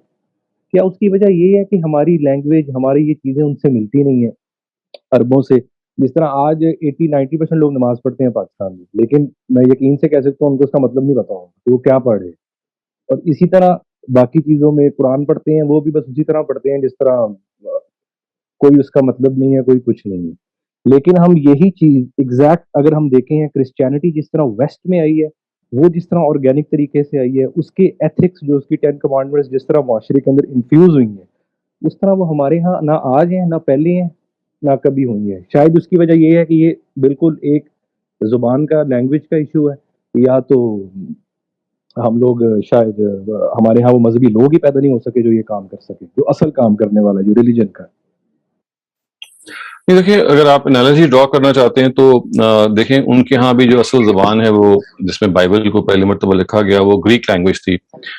جو جیزس کی اپنی لینگویج ہے, اگر آپ نیو ٹیسٹمنٹ کی بات کریں تو ایرامائک ہے, کبھی بھی بائبل اس زبان میں نہیں لکھی گئی. تو پہلی مرتبہ 70 سال کے بعد وہ یونانی زبان میں لکھی گئی. تو آئی تھنک یہ لینگویج سے زیادہ جو ہے نا آپ کی پرائیورٹیز اور کس طرح سے آپ نے لوگوں کو تربیت دینی ہے, یہ اس پر ڈپینڈنٹ ہے. مسلمانوں کے ہاں یہ ہوا ہے کہ میں اگر آپ کو اپنی رائے دوں, جو میں عام طور سے نہیں دیتا, تو چونکہ سوال آپ کا اس طرح کا ہے, یہ ہے کہ نبی صلی اللہ علیہ وسلم کی شخصیت کے بعد جس شخصیت نے سب سے زیادہ اثر ڈالا ہے مسلمان امت پہ, یعنی نبی صلی اللہ علیہ وسلم تو ایک پروفٹ ہیں, اللہ تعالیٰ کے اپوائنٹڈ ہیں, ان کی تو غیر معمولی حیثیت ہے. لیکن اگر آپ اس کے بعد کوئی امت کے کسی عالم کو سنگل آؤٹ کریں تو وہ امام غزالی ہیں. 5ویں صدی ہجری میں جب انہوں نے احیاء علوم الدین کتاب لکھی, جو ایک مونیومنٹل کتاب ہے, بے پناہ کتاب ہے, اس سے اختلاف آپ کر سکتے ہیں لیکن اس کے امپیکٹ کا سے آپ اختلاف نہیں کر سکتے. اس کے ہاں اس کتاب کو اگر آپ پڑھ جائیں تو اب ہر زبان میں اویلیبل ہے, اردو میں ترجمہ ہو چکی ہوئی ہے, سینکڑوں زبانوں میں ترجمہ ہو چکی ہوئی ہے. تو وہ اصل میں کتاب بیسڈ ہے اس چیز پہ جس کو آپ کہتے ہیں نا کہ فضائل اعمال پہ, کہ اگر آپ یہ کریں گے تو آپ کو یہ اتنا فائدہ ہو جائے گا, فلاں کریں گے تو آپ کو, اور اس میں ضعیف روایتیں ہیں, اس میں موضوع گھڑی ہوئی روایتیں ہیں جو امام غزالی بے تکلف لے آتے ہیں. اور یہی وہ ایک انہوں نے ٹرینڈ سیٹ کیا اپنی طرف سے. تو انہوں نے نیکی کے طور پہ یہ کیا کہ اگر اچھائی کی طرف بلانے کے لیے کوئی گھڑی ہوئی روایت بھی اگر استعمال کر لی جائے تو یہ کوئی بری بات نہیں ہوگی. لیکن اس کے نتیجے میں پھر یہ ہوا کہ لوگ قرآن مجید اور اس کے پیغام سے کٹ گئے, زبان سے زیادہ, یعنی قرآن سے تو آپ ہر زبان میں متعلق ہو سکتے ہیں, اور روایتوں میں اور فولکلور میں اور ایسی باتوں میں کہ جو بالکل الٹی سیدھی باتیں ہیں جن کے بارے میں آپ ذرا سا تفاوض کریں گے تو آپ کو سمجھ میں آ جائے گا نبی صلی اللہ علیہ وسلم کی یہ بات نہیں ہے. وہ شروع ہوا ہے وہاں سے. اور اگر آپ ہسٹری ٹریس کریں امام غزالی سے لے کے اب تک تو آپ کو نظر آئے گا کہ اتنا زیادہ پاورفل اس کا استیلا ہے, اس کا ہولڈ ہے کہ you will find mosques after mosque and وائزین after وائزین talking about all these things کہ یہ ہوگا اور فلاں ہوگا. اور ذرا سا آپ اس کو ٹریک ڈاؤن کریں گے جو وہ روایتیں بیان کر رہے ہوں گے تو وہ گھڑی ہوئی روایتیں ہوں گی, موضوع روایتیں ہوں گی, بالکل بے بنیاد روایتیں ہوں گی, اور مسلمانوں کو بے عملی کی طرف لے جا رہی ہوں گی. وہ اس طرح کی روایتیں ہوں گی, اگر آپ نے سورہ ملک پڑھ لی تو آپ کے رات کو فاقہ نہیں ہوگا, سورہ مزمل پڑھ لی تو چور نہیں آئیں گے. اس طرح کی جو چیزیں ہیں جس میں اصل میں آپ قرآن مجید کے پیغام سے متعلق نہیں ہوتے بلکہ اس کو بائی روٹ یا رٹا لگا کے یا بغیر سمجھے پڑھ کے آپ اصل میں ایک مسئلے کو حل کر رہے ہوتے ہیں. اچھا جی فلاں کام کر لیں گے تو فلاں ہو جائے گا, اتنا حج کا ثواب مل جائے گا. تو ہماری امت کی تشکیل انفارچونیٹلی ایسے ہو چکی بھی ہے. اور اگر آپ کسی سٹینڈرڈ جمعے کی نماز میں جائیں, جو اکثر پڑھے لکھے لوگ نہیں جاتے وقت پہ کیونکہ ان کو پتا ہے کہ ان کو یہی چیزیں ملیں گی, ایکسیپشنز تو ہوتی ہیں لیکن زیادہ تر وائزین جو ہیں وہ اسی طرح کی فینٹاسٹک قسم کی گفتگویں کرتے ہیں جو جن کا کوئی سر پیر نہیں ہوتا. تو کیا اس سے نتیجہ نکلتا ہے کہ وہ لوگ جو لیس ایجوکیٹڈ ہیں وہ سمجھتے ہیں کہ اچھا ہاں جی یہی کرنے کا کام ہے. تو نتیجہ یہ نکلتا ہے کہ قرآن مجید کے ساتھ جو تعلق پیدا ہونا چاہیے سمجھ کے پڑھنے کا وہ پیدا ہی نہیں ہوتا. تو جب پیدا ہی نہیں ہوتا تو آپ کتاب الہی جس سے کرسچینٹی نہیں کٹی، اس لیے کہ ان کے ہاں تو پھر بھی اگرچہ اوریجنل لینگویج میں اویلیبل نہیں تھی ترجمے کے ساتھ وہ پڑھتے رہے، اور بائبل میں سب ابھی ہم نے بائبل کا اقتباس پڑھا اور دیکھیے وہ سب چیزیں موجود ہیں جو قرآن میں ہو، اس لیے کہ اخلاقیات وہ چیزیں جو ہر مذہب میں موجود ہیں. لیکن قرآن مجید تک آتے آتے ہم نے تو ترجمے کو بھی قرآن کو سبٹریکٹ کر دیا، اس لیے کہ ہمارے ہاں قرآن اب کہاں استعمال ہوتا ہے؟ حفظ کرنے کے لیے. کسی حافظ کو اگر آپ عام پوچھیں تو اس کو سمجھ میں نہیں آئے کہ اس نے کیا حفظ کیا ہے. کسی کی وفات ہو گئی ہے تو اس موقع پہ پڑھنے کے لیے اور بس، یا شادی کے موقع پہ اپنی بچی کو رخصت کرنے کے لیے اس کے سر پہ آپ نے سایہ کر دیا اس کا. یہ بات ہے قرآن سے آپ نے اب یہ ٹھیک ہے ایفرٹس ہو رہی ہیں اب جدید دور میں کہ آپ قرآن کا ترجمہ پڑھائیں، لیکن یہ اب جا کے ہو رہا ہے. اس کا اگر امپیکٹ ہونا بھی ہے تو کافی عرصے کے بعد جا کے ہوگا. میں تو آپ کو بتا رہا ہوں کہ امام غزالی سے لے کے اب تک کی جو پوری ہسٹری ہے مسلمان امت کی، وہ ان ضعیف روایتوں پر اپنے دین و ایمان کی بنیاد رکھنے اور اپنی پریکٹسز کو استوار کرنے کی ہسٹری ہے، جس کے نتیجے میں کبھی بھی قرآن سے وہ تعلق نہیں پیدا ہوتا اور نہ ہو سکتا ہے، کیونکہ آپ کے نزدیک وہ کتاب بھی اصل میں مردے بخشوانے کے لیے آئی ہے یا فال نکالنے کے لیے آئی. لوگ فال نکالتے رہے ہیں قرآن مجید سے، یہ بھی کام کیا جاتا رہے. اور یہ بھی کام کیا جاتا رہا کہ لوگ پھر مشکل ہوتی تھی تو وہ کہتے تھے ہم قرآن کا صفحہ کھولیں گے اور اس صفحے پہ ہمیں جو ہدایت ملے گی اس کے مطابق ہم عمل کریں گے، جیسے ہم کہتے ہیں فال نکالنا. تو یہ جب آپ قرآن کو ریلیگیٹ کر دیں اس مقصد کے لیے تو پھر what else can you expect? پھر تو جو ہو رہا ہے وہ توقع کے مطابق ہو رہا ہے. جی بالکل، مطلب ہے کہ جب تک ہم اسلام کی جو 10 کمانڈمنٹس ہیں، جو کہ اسلام کے جو اصل جو اس کا پرنسپل ہے، وہ جب تک ہمارے ہاں تو غریب لوگ ہیں بیچارے، ان کو تو کچھ مطلب ہے کہ بہت زیادہ آبادی جو ہے وہ تو ناسمجھ ہے، ان کو تو چیزوں کا بعض پتہ ہی نہیں ہے. تو ان کو آپ عربی زبان میں یا باقی زبان میں چیزیں بتائیں گے یا جو بھی کریں گے ان کو وہ سمجھ نہیں لگے گا، وہ بس چلتے جائیں گے جو اخلاقی حالت ہے ہمارے معاشرے کی. تو جب تک ہم اس کو یا وہ ریلیجس اسکالرز یا جو بھی، جب تک ہم اسلام کی جو 10 کمانڈمنٹس ہیں، جو اس کی ایتھیکل رولز ہیں، جب تک وہ ہم لوگوں کو نہیں بتائیں گے اور اوپر سے کاسمیٹک سے ہم صرف وہ شرعی قانون بنائی جائیں گے تو اس وقت آپ کو لگتا ہے یہی حال ہوگا اور آگے بھی ایسے ہی چلتا رہے گا، یہ کبھی چینج نہیں ہوگا. یہ ہے. اور دوسرا جیسے میں نے کہا کہ ان روایات کا جو بالکل بے بنیاد روایتیں ہیں جن کو حدیثیں ہم کہتے ہیں، یعنی ظاہر ہے بہت ساری روایات بالکل ٹھیک ہے، لیکن زیادہ تر جو واعظین جن روایتوں کو ٹی وی پہ بیان کرتے ہیں، مسجد کے ممبر پہ بیان کرتے ہیں، ان کا حقیقت کی دنیا سے کوئی تعلق نہیں، وہ کوئی مستند روایات نہیں ہے. وہ مسلمانوں کے اندر بے عملی بھی پیدا کرتی ہیں اور قرآن سے دوری پیدا کرتی ہیں. وہ قرآن کو سمجھ کے پڑھنے کے بجائے قرآن کو جنتر منتر سمجھ کے عربی عبارت پڑھ کے ایک مشکل کشا سمجھ کے کبھی آیت کریمہ آپ نے پڑھ لی تو فلاں ہو جائے گا، اور اگر یہ کر لیا تو فلاں ہو جائے گا. تو that is what we are doing. اور یہ صرف it's not just ignorant people, جیسے آپ نے کہا پڑھے لکھے لوگ یہ کام کر رہے ہیں. شادیاں ہوتی ہیں تو وہاں آغاز درس قرآن سے ہوتا ہے، وہ اسی طرح سے ہوتا ہے کہ کچھ پتہ نہیں لیکن ایک رسم بن گئی ہے تو you start off with the Quran. تو اس لیے جب آپ you are not able to even engage with the Quran, you think that the Quran is a book that has to be read on certain occasions, not every day for guidance. تو I think یہ جو کچھ ہو رہا ہے پھر اس پہ ہمیں چھمبا نہیں ہونا چاہیے. تھینک یو، میں تھوڑا زیادہ ٹائم لے لیا. Thank you very much, Dr. Salim. We have one written question with your permission. Can I read it out? Right. Ji, please go ahead. So the question asks, it's said that only Allah knows what's inside the womb of a mother. But with the recent scientific advancement, we can figure out the gender of the baby and even its genome. So in that case, how does this verse fit within the science? This verse is not just dealing with the gender. یہ بتا رہی ہے کہ وہ ما خلق فی الارحام کے جو الفاظ آتے ہیں وہ یہ ہے کہ what type of a person would he be، اس کی انکلینیشنز کیا ہوں گی، اس کی ہیبٹس کیا ہوں گی، اس کی انسٹنکٹس میں وہ کتنا اسٹرانگ ہوگا، فلاں کی طرف کیا اس کی ہوگی. وہ it's like a whole you would say data regarding the human body, human frame of mind, human framework پورے کا پورا ہے. تو people actually generally regard it to be a verse in which gender is something which is known to God only. Gender کی تو وہاں بات ہی نہیں ہو رہی. وہ ما فی الارحام ہے، whatever is in the wombs، یعنی وہ شخصیت، وہ جو کیریکٹرسٹکس ہیں، اس کی جو پرسنالٹی ہے جو الٹیمیٹلی شیپ اپ کرے گی اور وہ بھی گرو کرے گی. It's not going to remain static. It's going to grow from one phase to another. ایک نئی چیز نمودار ہوگی. تو پوری کی پوری جو ہیومن شخصیت ہے، the phases which will pass through, the things that it will do and then leave and then start again، تو یہ اس کے بارے میں ہی کہا گیا کہ یہ اللہ کے علم میں. آئی تھنک سائنس ابھی وہاں نہیں پہنچی ہے. So it'll be our last question of the day. Habib Raja, please go ahead. Dr. Saab already alluded to some extent, but basically the verse it doesn't say that Allah excluded someone. Allah simply says that Allah knows. But when it comes to the point in the end of the verse, it says ma tadri, that you don't know, and there are certain things mentioned there. Those are the things that you can, because Allah gave a knowledge to a lot of things. We can do that. So verse is very particular. I mean, it could be interpreted both ways. Allah knows. Right. Thank you. That was it for everything today. Thank you very much, Dr. Salim, for another wonderful session.